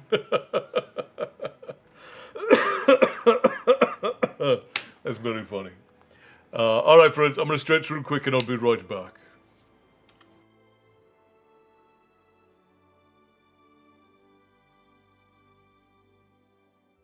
Alright, I thought you were done. Oh, sorry. Okay. No, I was just reading what Esther said. I know, and I had muted you, so Am I still muted? No, you're unmuted. Okay. Well, if it wasn't for Independence Day, I may have forgot to celebrate my dad's 108th birthday. Well, high five to America then. Yesterday or today for you is my grandmother's birthday. I've got no clue how old, but that's all I know. I wasn't her favorite. I think we're a collection of non-favorites here in the tavern. You're all my favorite. How about that? Okay, I'll be right back, guys.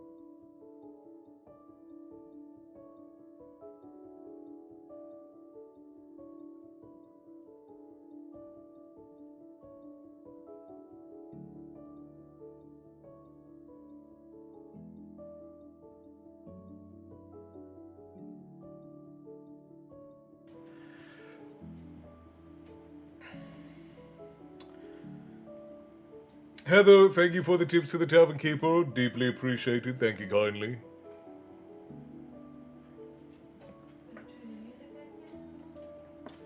Since we are not reading anymore tonight, do you want to put me back in the tavern? I guess I'll turn the music off since you're gonna be sleeping. Yeah, that's probably for the best. Also, Mom, Yes. I read the guide thoroughly. What does the reward do when you get all the parameters? I prefer my middle name, Understand all of the but I know. But go by my there's first another just item because it's easier. I forgot. called like the 99. Well, Castle is my last name, so it's what people prefer to go by as far as names go is it's really just up to whatever you like, I suppose.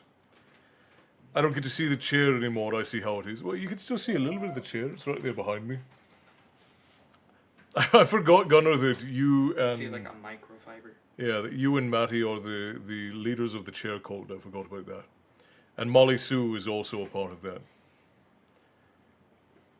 Hoist up the thing as a good. So the lady says my youngest prefers one of her middle names for short forms. So she's gone from Lux to Panda. That's funny. All hail the chair. I prefer my first name Matt over my middle name Richard. My ex decided to shorten it into the most vulgar form. That's right, Erin is also part of the chair cult. How could I forget? And you know, really. It looked like he teleported in. A wild castle of it. Marissa, hello. Heather, hello. So very glad that you could join us. So we had Leave Her Johnny, Valhalla Calling, Misty Mountains, and Hoist Up the Thing. My middle child wanted to be called Ponyo for the longest because she saw the movie once. I mean, who wouldn't want to be a magical fish after watching Ponyo, though? The chair, who art in tavern, comfy be thy name. Where was it? I think it's yours. It looks like it. This is fine. Yes, yes it is. And I'm gonna use it. Yeah, be careful. Wet your face first. Put a little bit of, You can use little face soap. yeah, get a little bit of the face washing soap and, Well, maybe I'll just do it with you. Okay. I'll have to memorize it. I don't know. Because last time we used shaving cream and you want to make sure you don't cut yourself.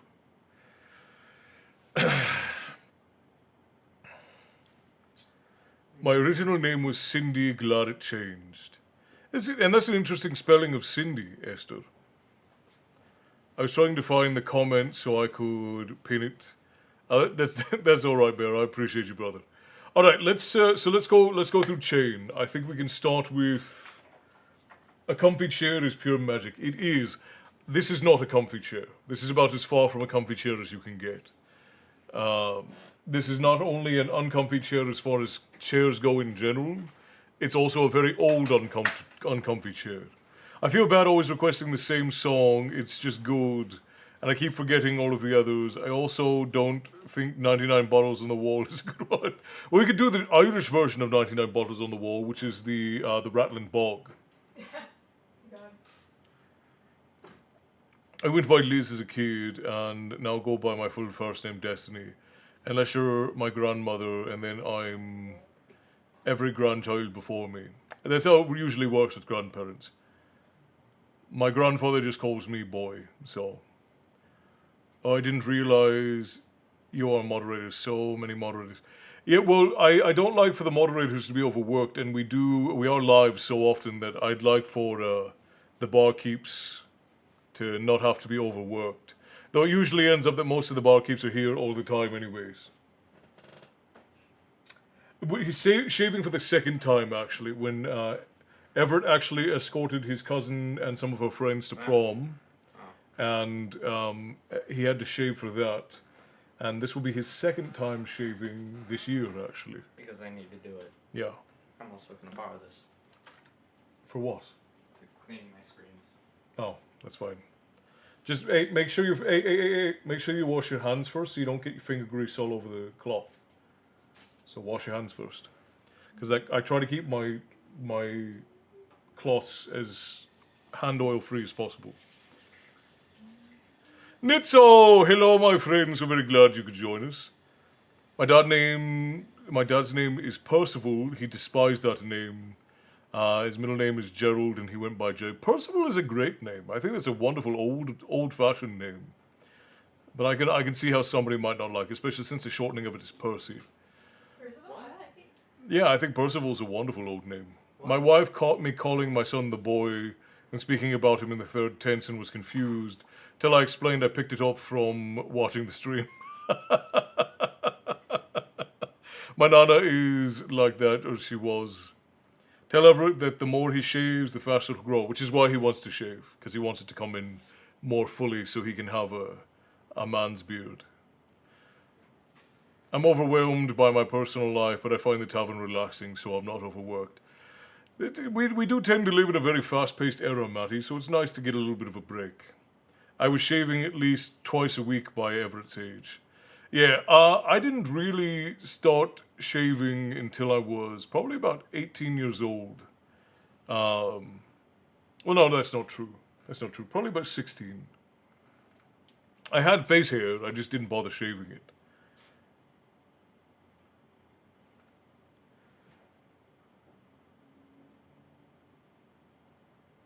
So I need the evidence here. Is that too personal? If it is, disregard it. How old are my children? Is that what are you asking me, K-Babe?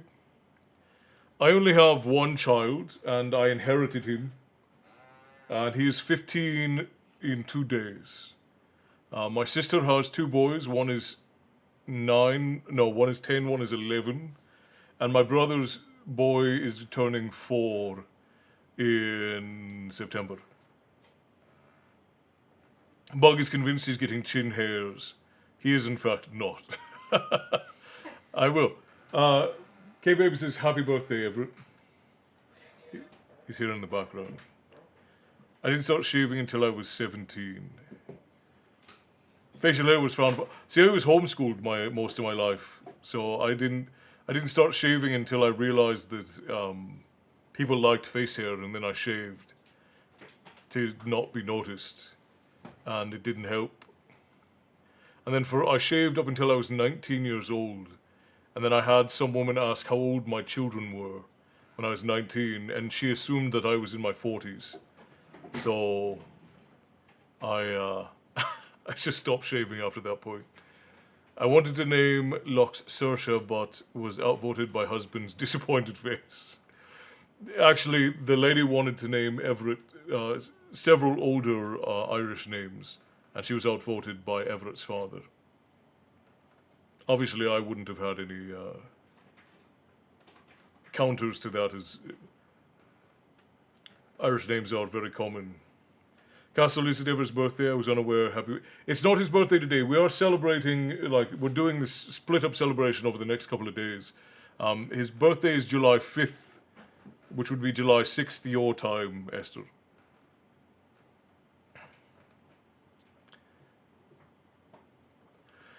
All right, boys and girls. So let's do this. Let's do Valhalla Calling last. Funny story. My dad gave my sis and I names of goddesses for our middle names. Very interesting. Heather says, did someone say Rattlenbog? Everett is a nice name, Castle. Yes. Yeah. Well, and that was about as old timey as she could get his name. Because his name is Everett Michael.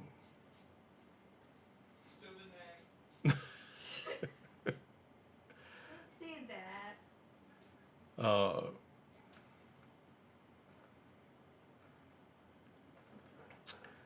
I actually have my American name is a very old American name, and my Irish name is a very old Irish name.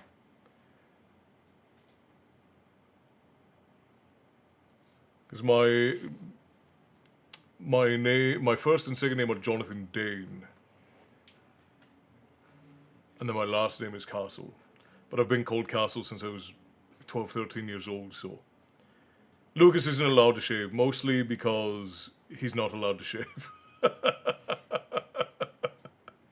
Well, the lady does all of my trimming, so I don't ever shave unless whatever gets taken off is what she wants taken off.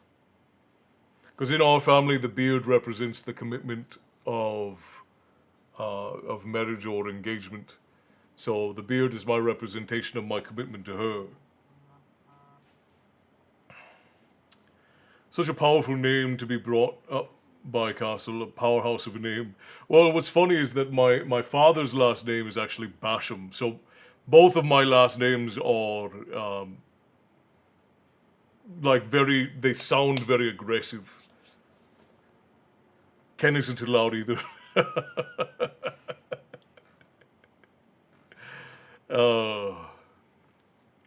Alright, friends. Let's do Leave for Johnny. I was supposed to be Diana, but with my dad's deep southern drawl, the nurse heard Diane. Oh, I see. So you were like the guy in the medieval times. Well, and my American name was actually named after two old American outlaws. My mother wanted to name me Jesse James, and my father wanted to name me James Dalton. And so they ended up naming me Jesse James Dalton, and then my grandfather changed my name to Jonathan Dane when I went to live with him. I was supposed to be Shauna. I prefer Samantha or Sam. Interesting. Oh, that's right. Your name is Samantha. Milu. I know these things, but it's not always in the present of the forefront of my brain. So when you guys bring it up, I'm like, oh, that's right. There was supposed to be Gunnar and Gerrit, but only Gunnar came out. You won the battle, huh? I was supposed to be Daniel Eugene. Imagine their surprise when I was a girl. You give the air of a Eugene, though, Destiny. I would peg you as Eugene. You've got Eugene vibes about you. Alright, so let's do Leave for Johnny. Then we will do Hoist Up the Thing for Bear. Then we will do Misty Mountain, and then we will end up on Valhalla Calling. I think that's a fair rate and range to go through. Before we start, I'm going to run ads for Twitch so that we don't get cut off, and then we should be... Matty, you give me Kyle vibes, if I'm being honest. I feel like you would have a skateboard. Eugene vibes. What's his name? Flint Rider from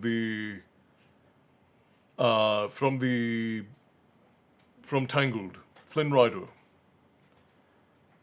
I am thoroughly enjoying the name discussion. Aaron says, they named my sister Kiera, so we got Irish names. And Erin is a very good Irish name as well.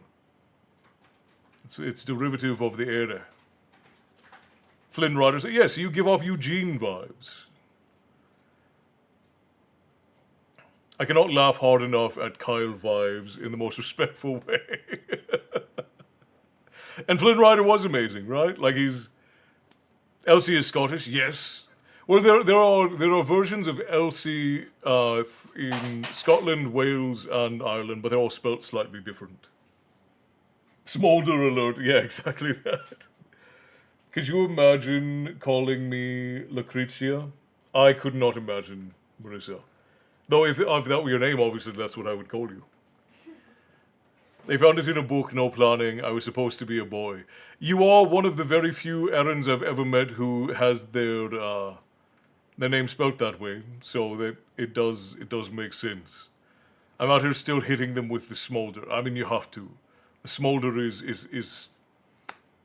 the absolute pinnacle of the look, right? I don't know what vibes I give, but I'm sure it changes by the day or level of masking. So let's see. Milo, you do come across as a Sam. I had a friend who was a Sam.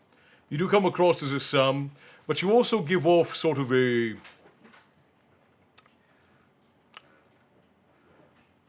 Marina sort of vibe.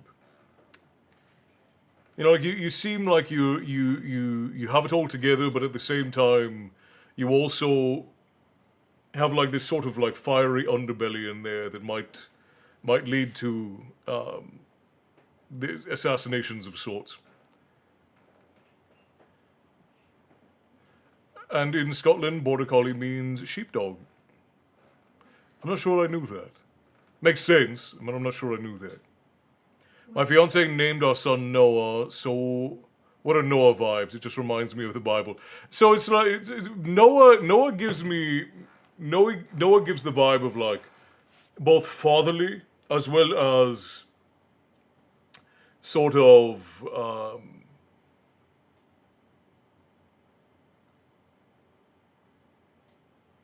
like innocence. Noah comes across as like innocence as well as fatherly sort of vibes. I just always wanted to be Sirius Black. Okay, let's run ads on Twitch real quick so that we won't get interrupted for songs. Which is funny because I was born in a hospital named Sister of Mercy. That is very funny. It is a pretty name. My mom wanted to name me after the Sisters of Mercy song. Oh, I see. Well, damn spot on. I used to know the sweetest, friendliest Noah growing up. Right. Yeah, like Noah kind of gives off a sort of... Thank you, Baird, I appreciate you. Noah gives off this sort of like fatherly, sort of benevolent sort of vibe, but also innocence. It gives off the friendly, sort of sweet, innocent vibe. I've only ever known one Noah in my entire life.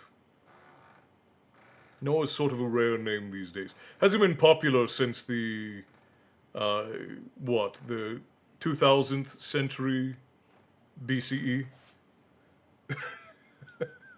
not a lot of Noahs since the one with the ark.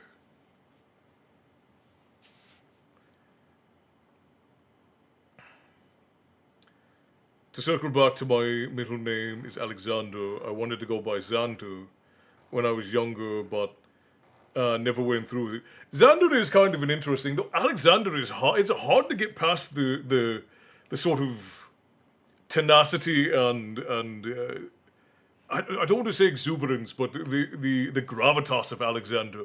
Because like Alexander will always evoke in me Alexandria and Alexander the Great. You know, that's whenever I hear Alexander, that's always what it evokes in me. So, like, you can't really get past the gravitas of an Alexander. Oh my god, I look like Kyle from South Park a bit too. That's very funny, Matty. That's very funny. I met a guy at a bar whose name was Christopher, but he went by Topher. But that's very unique to me. I never hear that. Yeah, because Topher is its own name outside of Christopher. So Topher as a shortening of Christopher is very interesting. Coming as a Scottish clan name, coming also Coming. Yeah, that's true, Esther. I wish my parents named me Alexander. Alexander's a great name. Bear, thank you for gifting a sub to Gunnar. It is deeply appreciated. Tips to the Tavern Keeper, as you know. Enjoy a green man's drought there. Always appreciated. Tiny Thin Terrestrial. I wish my parents had named me Alexander. Yeah, Alexander's a good name. That's a very strong name. I've only met one Topher. It's more unique than Chris. Yeah, I'd say that's fair.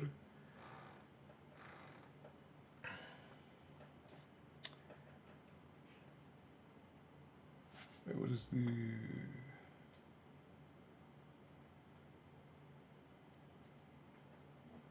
My youngest took Matthew's full name, which is Hendrik Matthias Jacobus. That is a very strong name. That's a name that's going to be on books, I tell you. Oop, I messed up. I dropped out. The Library of Alexandria. Bougie on the budget. So glad I caught you while you were online. It was very good to see you. Right now we're just chatting. We're about to do some songs. I think we're ready for songs. But I'm glad that you were able to make it in, Bougie. Very good. Now I'm picturing Xander from Buffy. Yeah, whenever I hear Xander, that's what I imagine as well. Castle Alexander is widely considered a strong and powerful name. Its Greek origin meaning defender of mankind, yeah. And Alexander the Great was also, his mother prophesied that he would rule all of the world, and in his time he did in fact rule he ruled all of the known world at the time, so he was in fact, in a way, a defender of mankind. Very interesting individual. My middle name is Elizabeth, named after my grandmother, who was named after her grandmother, and so on and so on. See, and Elizabeth is a really strong name as well. Like, there's a lot of history and power behind that. Maybe the name is an alternative for a naughty word. We named our middle child after the Hebrew word for peace. She is anything but peace. Well, peace only comes after significant strife, so maybe the peace is yet to come, Gunnar.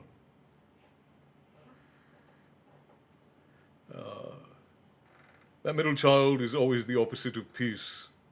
Alexander the Great was Macedonian. Alexander the Great was Macedonian, that's true, but he ruled over the Greek leagues. He ruled over the most of the Mediterranean and most of the Near East as well, and the Middle East. My middle name is Richard. Comes from my uncle who died. See, Richard is also... I don't understand why Dick... Well, I'm probably going to get warned for that on TikTok. I should have slowed down there a bit. I don't understand why that is the nickname for Richard. It doesn't make any sense at all. I'm named after Ian Tyson, a country singer. Oh, that's interesting, Tyson. You don't understand the amount of violence it took to be this silent, or something like that for the quote. Precisely that. Precisely that. My niece is Navia. Her description of herself when she was little, it's heaven backwards, and so am I, with a maniacal laugh. That checks out. I was like, Navia is a very unique name. I've never heard that before, but heaven backwards, that makes sense. My littlest is Tanner Shea, and that child is the most feisty by far. Well, to be fair, Tanner is born of you and Lucas, which feist is the only thing in the blood there. Our son we lost at 22 weeks. Name is Alexander. My biological middle name is Elizabeth. Look at all of that. You see the things that bring us together. The things that we share are so incredible. It's absolutely amazing. The things that link us together. Alexander is a Greek and, as Bear pointed out, Macedonian origin. Obviously founded in the Greek language, or Greek origins, anyways. And Alexander coming all the way through, and I think Elizabeth is an adaptation of either a Celtic or an Old English name. And I don't mind the chaos with my girls. I'm raising Valkyries. Well, hopefully more along the line of shield maidens than Valkyries, Gunnar. Because all the Valkyries die. You don't want that. You want some strong defenders. My middle Charlia, she's, oh my god, so feisty and so strong. Shiloh is her name. Shiloh's a beautiful name too. It's a really pretty name. All right, let's sing songs, friends. I'm getting carried off. I could talk about this all day. Let's go ahead and we'll do Leave Her Johnny first.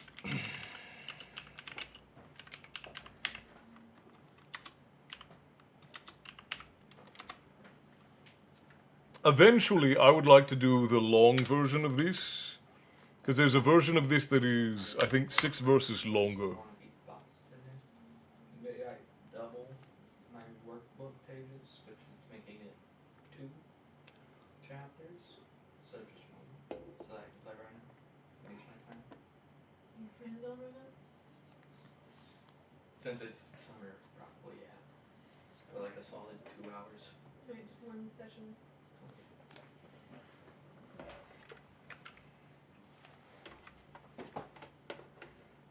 I don't know where the headphones are, but you're gonna need them. I know where mine are. You can use these. Okay. Do I have my other headphones? All right, boys and girls, sit back, raise your glasses and join me for the chorus of. What world are we in? I always have the medicine of the doctor here with me, but yeah, I'm also drinking water. About for the night. Thank you for the great night of stories and chat. Be well. Good night, Frost. Stay with us for one song, and then you head off to bed. All right. We'll bow Frost out with Leave Her Johnny. I have an off-color joke about names. Not sure if I should drop it here. As long as it won't get me banned, Tyson, you're welcome to put anything you like. I'm not going to be offended easily, and I'm sure most of the tavern folk wouldn't be. Just as long as it's not going to get me banned, that's all.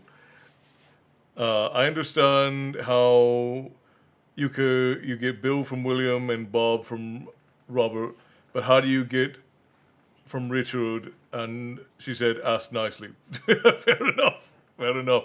I probably can't say that because TikTok will boot me off. Caitlin, hello. Am I allowed to join the live stream through Guest Live? Not tonight. I haven't done guests in a while, and we're on the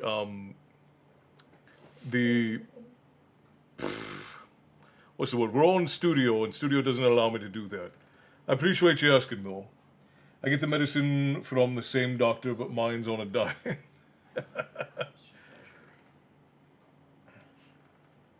Black Dragon Tavern is the safest space for names and magical stories. I certainly try to keep it that way. Sierra Michelle, yeah, that's interesting.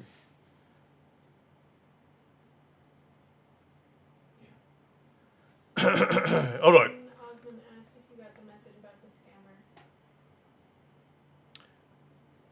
scammer. Who asked what? Jonathan Osmond asked, "Hey, my friend, did you get my message about the scammer?" I haven't checked any of my messages this week, but I'll check the messages today. Did you have somebody else who was posing as the Black Dragon Tavern, Jonathan? We've had so many of them popping up recently that it's a royal pain in the butt. But I appreciate you. I'll check messages as soon as we're done tonight. Thank you kindly for that. Any troublemakers get the Glock? Well, not the Glock at first. First they get the boot. And then if they decide that they're going to cause more trouble, then it's Glock o'clock. That's how it works. Then they get systematic. It's in the terms of service joining the tavern. They get systematically dismembered and fed to the dragons. All right, I'm going to turn this down a little bit so I'm not blowing eardrums out, and we're going to sing Leave Her Johnny. Raise your glasses, friends, and fill your seats. We're going to sing Leave Her Johnny as we bow the Frostbeard out. I thought I heard the old man say, "Leave her, Johnny, leave her. Tomorrow ye will get your pay, and it's time for us to leave her. Leave her, Johnny, leave her. Oh, leave her, Johnny, leave her. For the voyage is long and the winds don't blow, and it's time for us to leave her. Oh, the wind was foul and the sea ran high. Leave her, Johnny, leave her. She shipped it green and none went by, and it's time for us to leave her. Leave her, Johnny, leave her. Oh, leave her, Johnny, leave her. For the voyage is long and the winds don't blow, and it's time for us to leave her. I hate to sail on this rotten tub. Leave her, Johnny, leave her. No grog allowed in rotten grub, and it's time for us to leave her. Leave her, Johnny, leave her. Oh, leave her, Johnny, leave her. For the voyage is long and the winds don't blow, and it's time for us to leave her.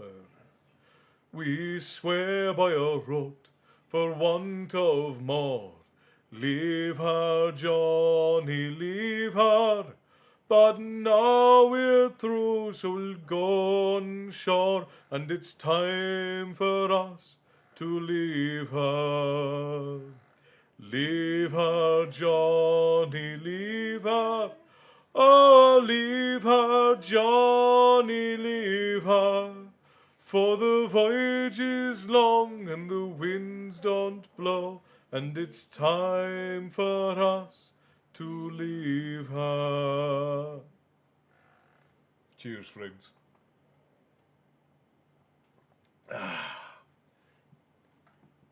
We are doing everything in our power to open the tavern doors so you all can walk in, not just through the portals, but on your goddamn feet. That is the plan. Alright, Bear has requested Hoist Up the Thing. And this is a fun one. Good night, Frost. Thank you kindly for waiting it out with us for a song. I hope that you rest well and that you rise tomorrow ready to face the day. And that your sleep is sweet and your rising is ever sweeter. Have a good night, my friend, and rest well. I'll happily live in the tavern if permitted. Goblins do tend to live in the tavern, Matty. It does happen. So this is a song by the Longest Johns, and it's about a guy who... I do love a silly song. Don't we all, Bear? Don't we all?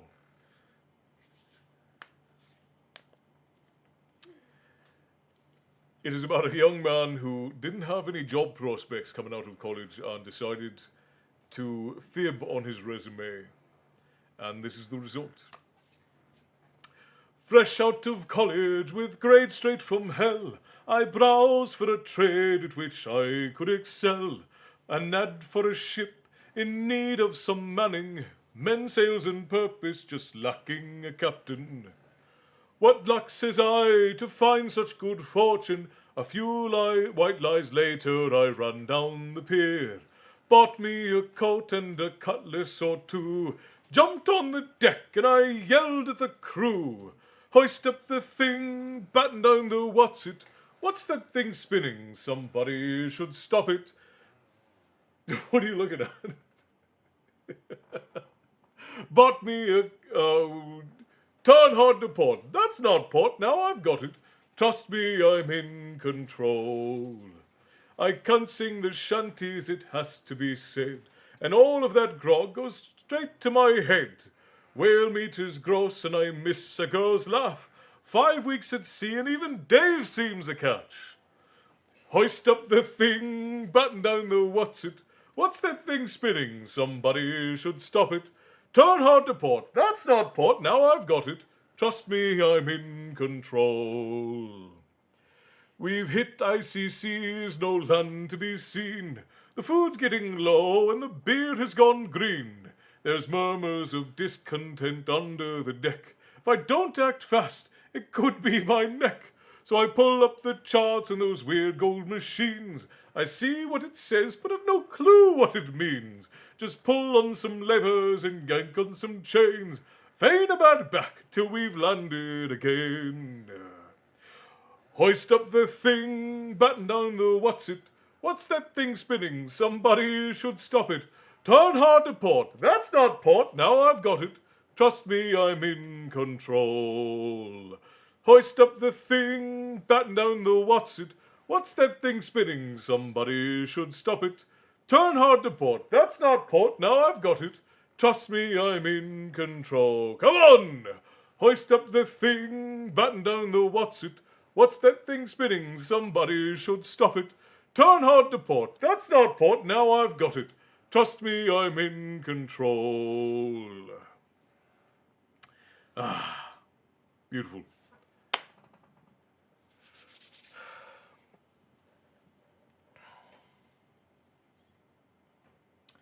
Is this a theme for Manager 101? It very well could be.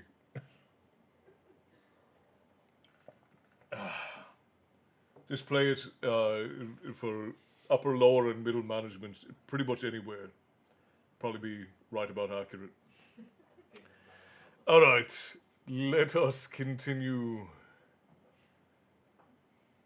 You need sing-soggy britches. Yeah, I sent a screenshot and reported he was asking for money. All right, Jonathan, I'll address it after stream. Thank you, my friend. I appreciate you very much for that. Yeah, they've been getting at Bear too and a couple of other folk. Again, I do not send messages first. I do not ask for money, and I do not send friend requests to anybody, specifically because these scams are so rampant. If you get a friend request from me or the Black Dragon Tavern, it's not me. If you get a request for money, if somebody's trying to sell you something, somebody asking you for information, or if somebody reaches out to you claiming that they have information about me, none of that it's all a scam. Don't do anything with it. That's definitely the result of lying on your resume and still getting the job. It is, Tyson. It is. All right, let's do Misty Mountain next. Again, we're doing the short version by...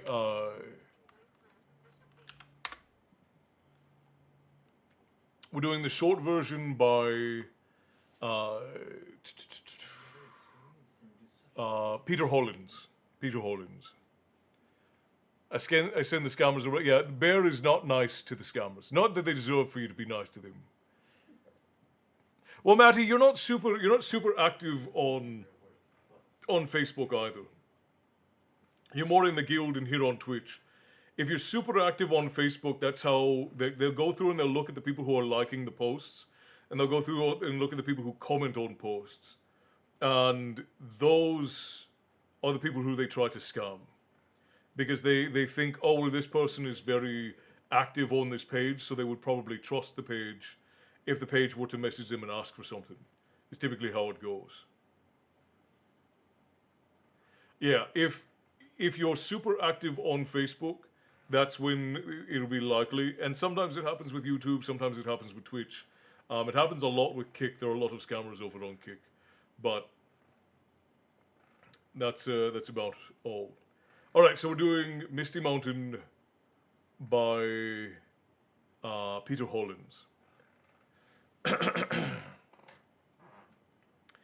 Yeah, if Facebook didn't pay so well with their ads, I would not be on Facebook because I don't care for Facebook. Facebook does tend to be a bit of a drag, and their terms of service are not clear, and there's just so much trouble. But a large portion of the tavern is on Facebook. That's the number one reason we stay. And when we're getting decent viewership, which doesn't usually happen anymore, they are one of the higher paying as far as their monetization goes. So there are a couple of reasons to stay over there. Castle, I sent you a PM on Facebook a few days ago in regards to someone trying to be you. Okay, I'll check it. I've not been on any of the messaging. I haven't even been in the guild over the last 2 weeks because of all of the things that we've had to get done. So if anybody's messaged me, I apologize. I haven't gotten back to you. But Esther, I'll take a look at it, and Jonathan will look at it. Thank you both. But like full account shutdown. Hang on. But like full account shutdown debate in my head. Oh, I see what you're saying, Milo. Yeah, I get you. I just realized I need food. Any suggestions from the tavern folk? I suggest something simple but substantial since it's so late. So perhaps some oatmeal. Oatmeal's good. It's easy on the stomach this late at night. Perhaps some fruit. I get odd scam phone calls at my mom's on her landline, so I spend as much time as possible stringing them along, reasoning that the more time I waste, the less chance they have to scam somebody else. And fair enough. Like you, I'm not always on Facebook. And I appreciate you guys for catching these folks and sending them my way. As we see in the first half, but peace. Oh, yeah, potatoes is always a good go if you've got them on hand. All right. Misty Mountain, here we go, my friend.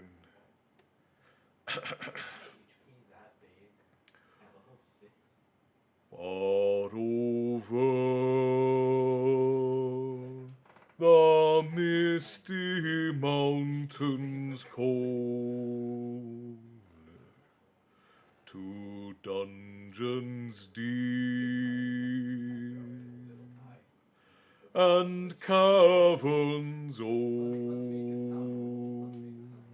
Just for when it We shows up. must away ere break of day That's what it is. to find our long forgotten gold. The pines were roaring on the height. The winds were moaning in the night. The fire was red, it flaming spread. The trees like torches blaze with light. The wind was on the withered heath, but in the forest stirred no leaf. Their shadows lay, be night or day, and dark things silent crept beneath. The wind went on from west to east, all movement in the forest ceased, but shrill and harsh across the marsh, its whistling voices were released. Farewell we call to earth and home. The wind may blow and rain may fall.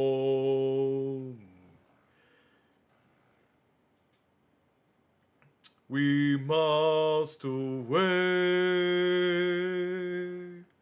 ere break of day, far o'er the wood and mountain tall,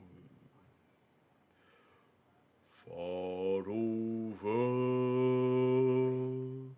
the misty mountains cold, Oh, wait, no. Tree avatar. to dungeons deep and caverns I know old. it's one hell of a risk, but We must away ere break of day to find our long forgotten gold.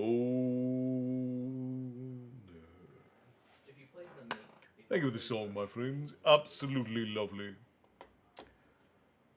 ever heard of the place before? And then, last but certainly not least, we will do Valhalla Calling. My voice isn't quite used to being back yet, so I'm trying to make sure I can get in as much as I can each night. Sounds delicious. I was thinking butter the bread, cut a hole in the middle and fry it up. Ooh, an eggy in a basket, huh? I can wield it. While it's frying, dump an egg in it and have some home fries as a side. That certainly sounds wonderful. Thank you for the song, Castle. Of course, Esther. Always, always my pleasure. We need to stop doing And always a privilege. that. Aiden, try your hotspot, bro. I never lag out with that. Alright. I mean, potato, it's hard to mess up potato anything. Potatoes au gratin, French fried potatoes, home fries, Kill him. potato casserole, And I can run cottage pie and shepherd's pie, even chicken pot pie. You got to have some potatoes in there. Good old fashioned dragon stew. Like you can't go wrong with good old potatoes.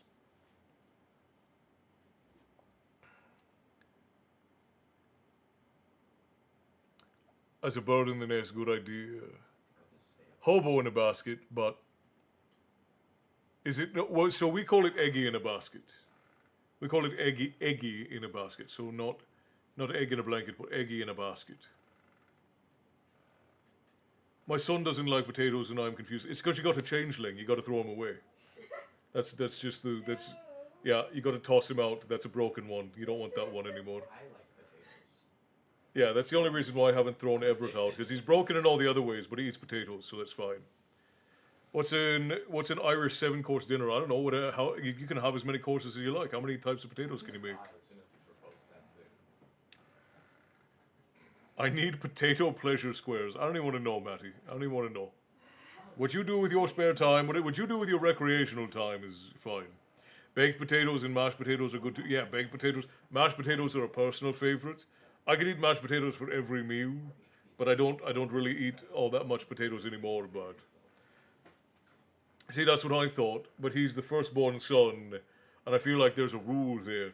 I mean, maybe you stepped in too many fairy rings when you were a lad, got out, and you just pissed off Nunos, and he took your first one. He was like, "Nah, this one's mine."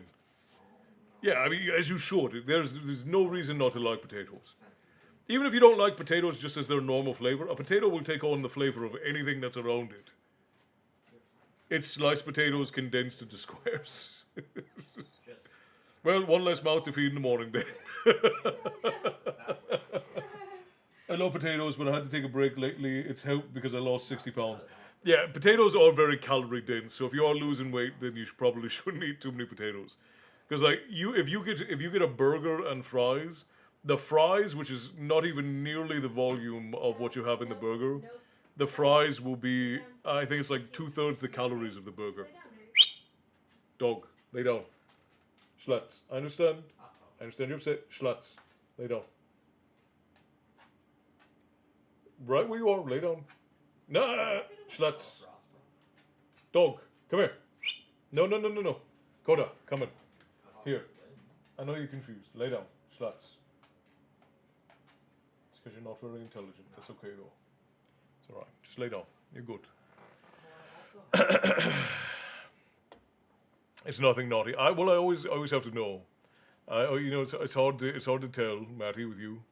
We never know. Yeah, they're already doing the boom booms down here, and he's got anxiety through the roof. All right. So this is the last song of the night, I turned him out by and for those of you who've never heard it before, this is Valhalla Calling. It was a song that was made popular on TikTok back in 2021, and it was written by a gentleman named Miracle of Sound. And it's a very good song. It's a lovely song. It's very a Viking-esque song. It's modern. It's not older, but it's a very Viking-esque song. And the way that we sing it is a little bit different. We sing the verses normally, but then the chorus we do what is called druid singing or throat singing. And some people find it very enjoyable. Esther likes it very much, and Gunnar and most of the folk regulars like it quite a bit. However, some folk find it grating. It has been known to cause bleeding of the ears and eyes, disruptions of the lymphatic and nervous system, as well as slowing and heightening of the vascular system. It has also been known to cause instantaneous teleportation to other realms, as well as spontaneous pregnancy. The tavern cannot be held responsible for any of the negative effects that might come from you listening to Valhalla Calling song here in the tavern. Just put This has been your warning and your legal disclaimer. We are not held responsible, and we will not be responsible for anything that comes as a result of you listening after this point. We are not liable. We are not liable in any way. All right.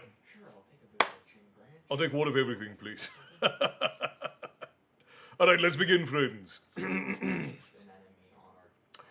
Ships on the vigor of the waves are skimming, bearing summits to the verdant plains.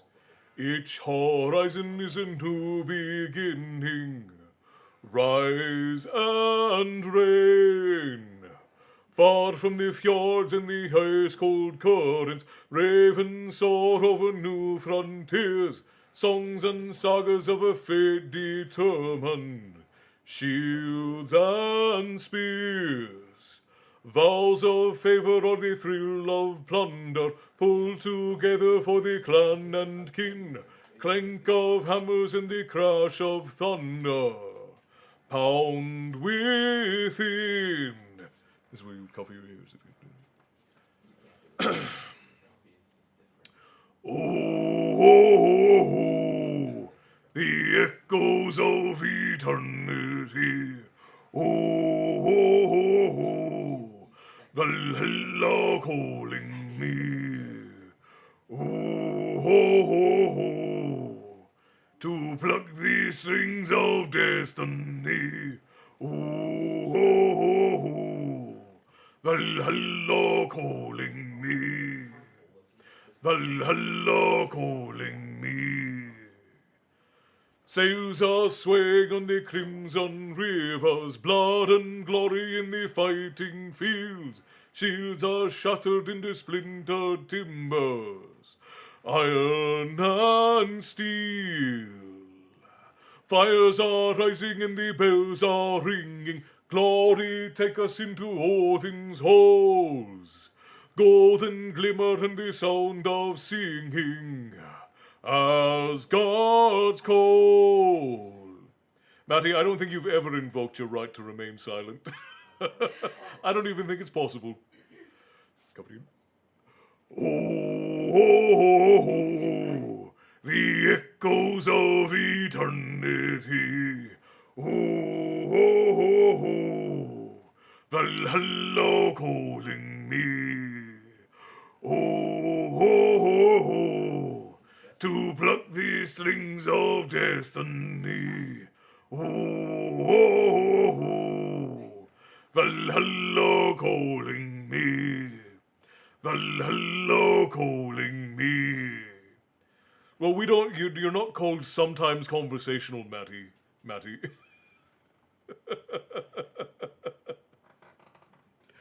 Wind and the waves will carry me. Wind and the waves will set me free. Wind and the waves will carry me.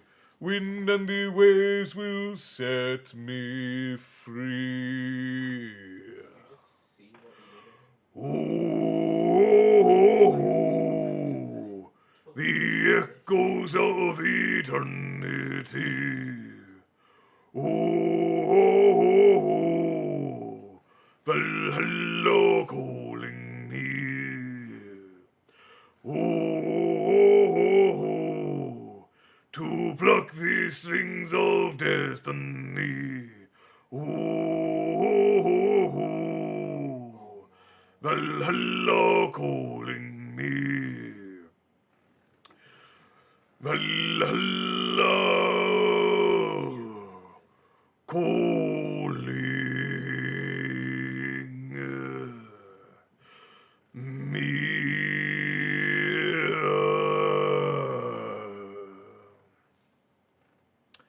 Well, Destiny, at least when we're doing the Norse version, which is just plucking your strings, because in Greek they cut them. They cut the strings of Destiny, so at least we're just plucking them over here.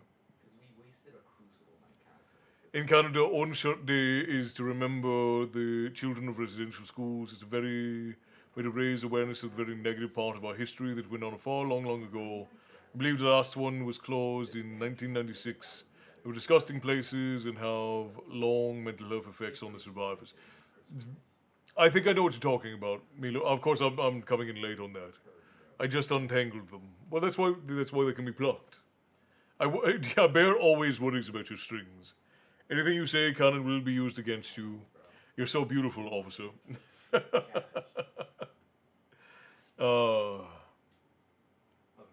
Everything that Matty says is held against him, which is how he prefers it.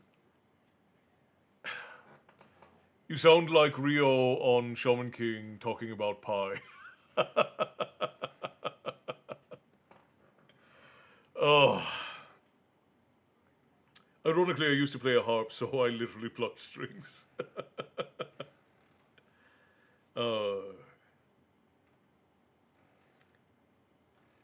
You make you sound kinky, Matty. I'm not doing that. That's all you, bud. That's how you present yourself. That is the outward image that you provide to the world, my friend. Well, what a wonderful night, friends. Release it on Spotify so I can have my JBL speakers on a sailing boat. I see blaring. So I've had, believe it or not, I don't know why, but we've actually had quite a few requests that the lady and I do versions of songs and release them. Yeah, we're not doing this in time. Anything you say will be taken down. Okay, trousers.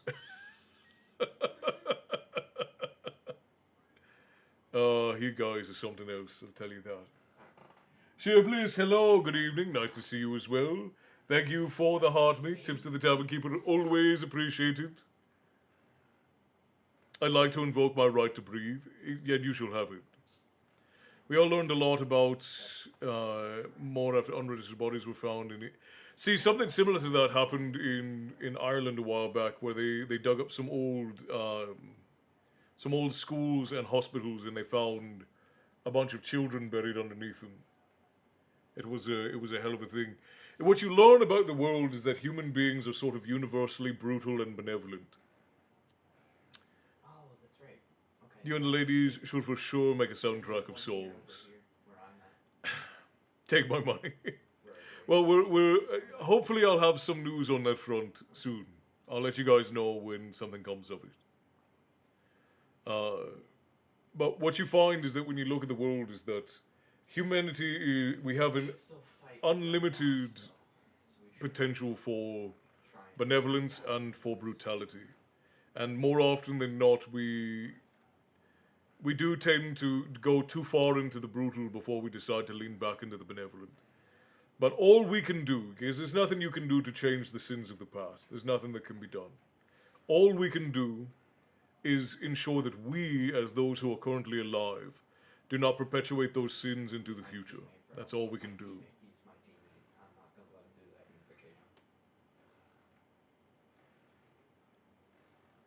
occasion. No, that's all right, Gunnar. I appreciate you. Enough to kill your compatriots. I'm not. Given how much... I agree. And that's part of what passing on is. One of the laws of our family, one of the tenets that we live by, is... That is some bad mentality. Well, I don't mean unintentional as in not conscious. I mean that people will justify brutality for any reason. We see this happen all the time. Is that if you want something, you will justify anything to get it. It is one of the superpowers of human beings. And if we utilize it for good, then it will be used for good. But more often than not, it is used for the degradation of humanity rather than the benefit of humanity. If Zeus's libido was replaced by chatting, yeah. To mention a similar thing here in the States, there's Red Friday to remember everyone deployed. Right. And that's the thing, is that you can't undo the things of the past, but we should remember without fail. That's one of the tenets of our family and of our clan, is that we tell stories by not imposing ourselves upon them. We do our best to tell the stories as they were given to us, as we observed them, so that people can learn the lessons not from what we have decided is important, not from what we have decided is the most important aspect of it, not from what we've decided is what we believe, but so that people can learn from what actually happened and make sure that we are better in the future, that we do better for our children, and that we teach our children better than we knew. And if you choose to ignore history, you're damned to repeat it, always. And we see this happen often. We see bad ideas reperpetuated over and over again. We see people They give legendaries. deciding that they know better than history does. Not bending the stories and leaving it as a matter of fact as possible if it is factual. Right. One of the rules of our family, and it has been for a very long time, Well, Reddit does that, I'm pretty sure. for literally hundreds of years, is to not impose ourselves upon the stories that we tell. And this, I've upset people with this before, because we have versions of stories from mythologies all over the world that were told by different areas. Like I have a dozen different versions of the various Greek myths that were handed down to me from my grandfather, and dozens of different versions of the Norse and Celtic myths, and they are not what is accepted as canon, because they're regional variants of the stories. They're told in small villages and various places throughout the different areas that the cultures told those stories. And they are going to be different because that's how those stories were told. A story that was told in Oslo is not going to be the same as a story that was told, the same story being told in Ringelbach, right? They're going to be different. So many versions of the same stories worldwide, right? But people get upset because if I'm telling a Greek story, but I'm not telling the story that Ovidius told, which is the accepted canon for Greek mythology, you'll get absolutists who get upset about that. If I tell versions of my family has handed down of the Celtic and Norse myths of our family members who personally handed down and told those stories and collected them, a lot of people will get upset because it is not the accepted canon of Snorri Sturluson and the scholars that came after him. But it doesn't bother me. I know people are going to get upset. My family has been dealing with those sorts of people getting upset for literally thousands of years. We were burned for it in many different eras, as heretics or as witches in some cases. We just failed to beat the And it's just been how our family has been. But it is important. It is important to pass on stories as earnestly as we can, and not impose any sort of morality on it. Because it's very easy to look back with a God's eye and say that this person was right and this person was wrong, or this person was wrong and I know better. It's very easy to do that, and it's very tempting to look back and go, those people were bastards and we should never be like them. Because then that cuts off the why and the how. It cuts off the what led to this.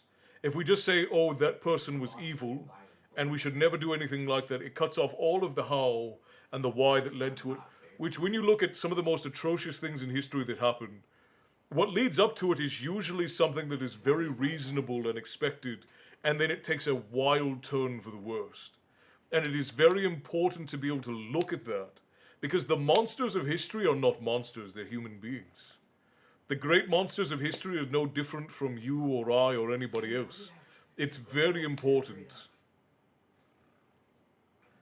to make sure that we look at history and those stories without imposing ourselves upon them or imposing our morality upon them, but to look at them and say, this negatively affected human beings in a way that would then later not benefit human beings.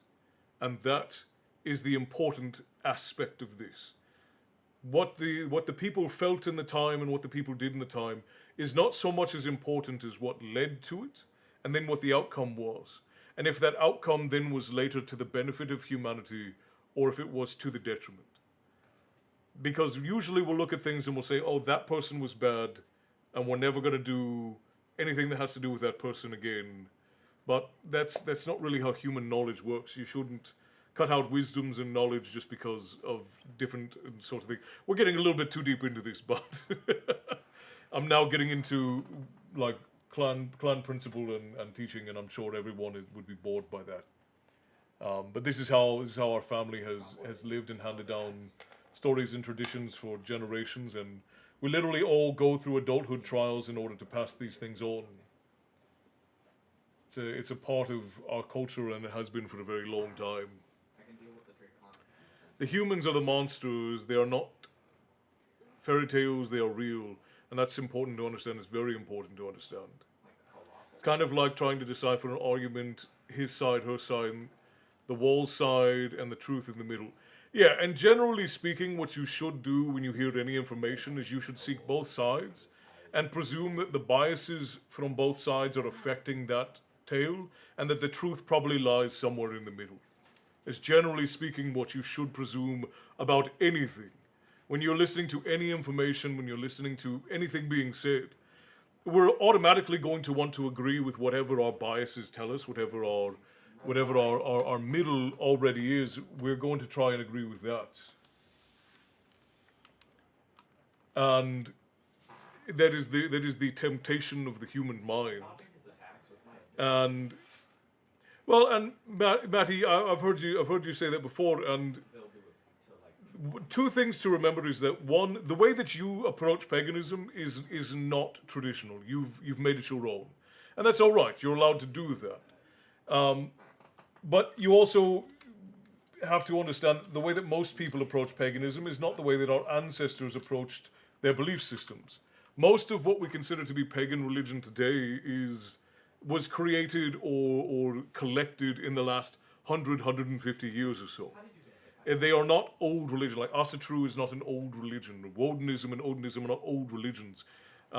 Wicca is not an old religion. Even the things like the Wheel of the Year, Litha, Mabon, these are not old religions and holidays. They are religions and holidays that were born over the course of the last 150, 160 years or so.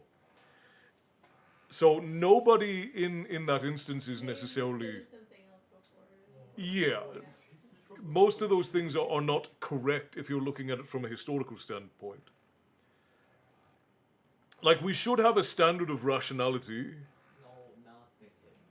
but at the same point, you do need to come to your own conclusion. You need to seek out the truth, because there is truth, but you have to seek it out because human beings have an incredible bias towards what we want to believe. So if you want to believe something, you will inherently believe what you want to believe. If you have something that is dear to you, nothing that anybody else says is going to change that. Everyone needs to come to their own conclusions and not just take the palatable take on the subject is. It's so easy to feed us something we want to grab onto, but the question should always be, where is this coming from? Where is the evidence? Where is the reason? And what is the truth? Right. There are a lot of considerations that we learn very young in my family. Like, a lot of people get upset at me because of how level-headedly I talk about things that are not exactly level-headed topics. And the reality is that me getting upset about a thing that I have no power over doesn't benefit anybody. It doesn't benefit the thing. As a Norse pagan, I've had some interesting conversations.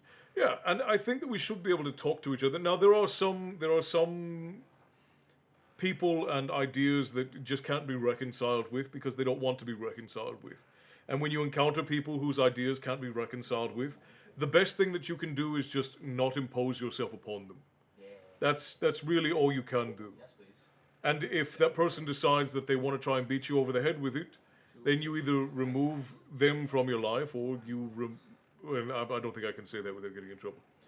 Like, if somebody is trying to hurt you, then you should defend yourself, always. Clock a clock, it's what it is. But the best thing that you can do if somebody is trying to force a belief on you is just remove them from your life, if it's not something that you hold dear. If you cannot have a reasonable conversation with somebody about belief and understanding, then you are so far bought into what you believe that you will never believe anything else. Like, you have to be able to have rational conversations with people about people things. That's really it. I've been yelled at for believing in indigenous beliefs and protecting the earth, practicing smudging. I'm completely lost there. That's actually in a lot of cultures. Yeah, smudging, which I was taught by one of my moms because I'm white, so now say I'm pagan just not to be told off for it. Well, and that's the thing, is like there are also all of these arguments about what is owned, right? Like, who owns what? And that's not really how culture works. Like, you will find incense burning and leaf burning and versions of smudging. You'll find them all over the world. Now, Native American white sage smudging is obviously it's native to America, but there's just so much irrationality that goes into these ideas of ownership. Ownership is a sort of difficult thing to establish when you come up with ideas, because you can't really own an idea. Like you can own a physical thing, like you can own something that is physical, but ideas are so vague and universal that it's hard. Thank you, Bear. I appreciate you. Yeah, and even in my Norse Festivals book, which is what Bear is referencing, even in this book, I use the newer names for these festivals. Like my family doesn't call Litha Litha. Litha is a midsummer festival. We actually call it Albenhefen, or midsummer, which is what most Scandinavians call it. But Litha is a Wheel of the Year thing that wasn't really established until the 1960s. But everybody knows Litha, which is why I used it in the festivals book. Where's the other one? Beltin is one that is used. That one goes a little bit far back. Astara is one that was not really used until relatively recently.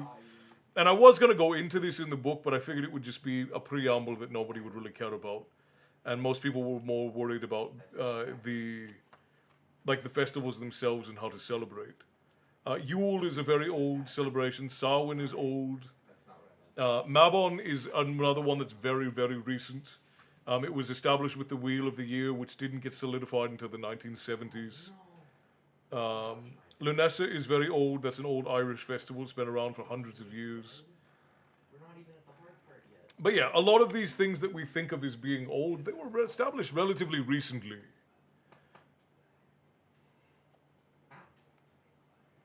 Right. Well, that's the thing. Is like it's so much better to look at the world as the collective experience of human nature. So what you're saying is you're going to write a second book with everything you left out. I need to post my recipe book in the guild so you guys can have the recipes. Bear has been asking me to get the recipe book, and so is Destiny. Since it's been raised, I recommend. Oh, right. Okay, I already read that one. I mean, I could do a more detailed version of the book. I don't know if that would be really necessary. That's always the hard part, especially when traditions are handed down by story. Right, Heather, right. There is festivals too. Well, the digital version we're just going to keep updating as I remember things and as we decide like what things people might care about, because there is a lot. There's a lot to how my family celebrates these festivals, and you keep in mind when I started writing this book, I hadn't been in contact with direct contact with my family for almost 20 years at that point.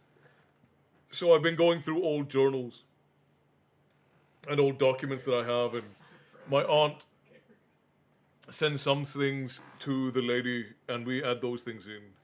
You're going to have to find the time to do recipe videos and sell a cookbook too.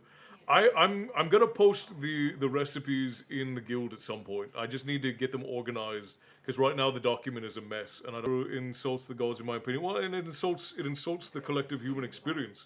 We have a saying in my clan that goes, "Good wisdom is always good, and strength is evident." Jaeger loves that one. Jaeger loves strength is evident, and it's a good saying because you don't need to brag or boast when you have.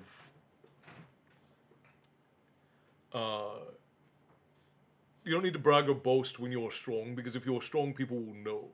People will be able to see. And then when you have... And that's what I was talking about earlier about, just because somebody like the bad guy from World War II said something, doesn't mean you should reject it just because he was a bad person and he was a terrible person. If the wisdom is good regardless of who said it. You have to understand that good wisdom is always good. And you can't reject knowledge and wisdom just because you don't like the source of it. You have to be able to accept information even if you don't like the source. To have a few hours of your time, a good pen, and an empty notebook would be priceless. You're always welcome when I have the time, Connor. You're always welcome. The captain doesn't have to say that he's the captain. Correct. Absolutely. That sounds similar to my family tree scroll. There's a little something written everywhere with lines drawn to connect them. It's a cool thing that goes back to 1663. Well, and that's the thing. Is like all wisdom and all knowledge and all people are connected because we're we're, we're the same species, and as much as we want to look at our differences, we're often more alike than we are different.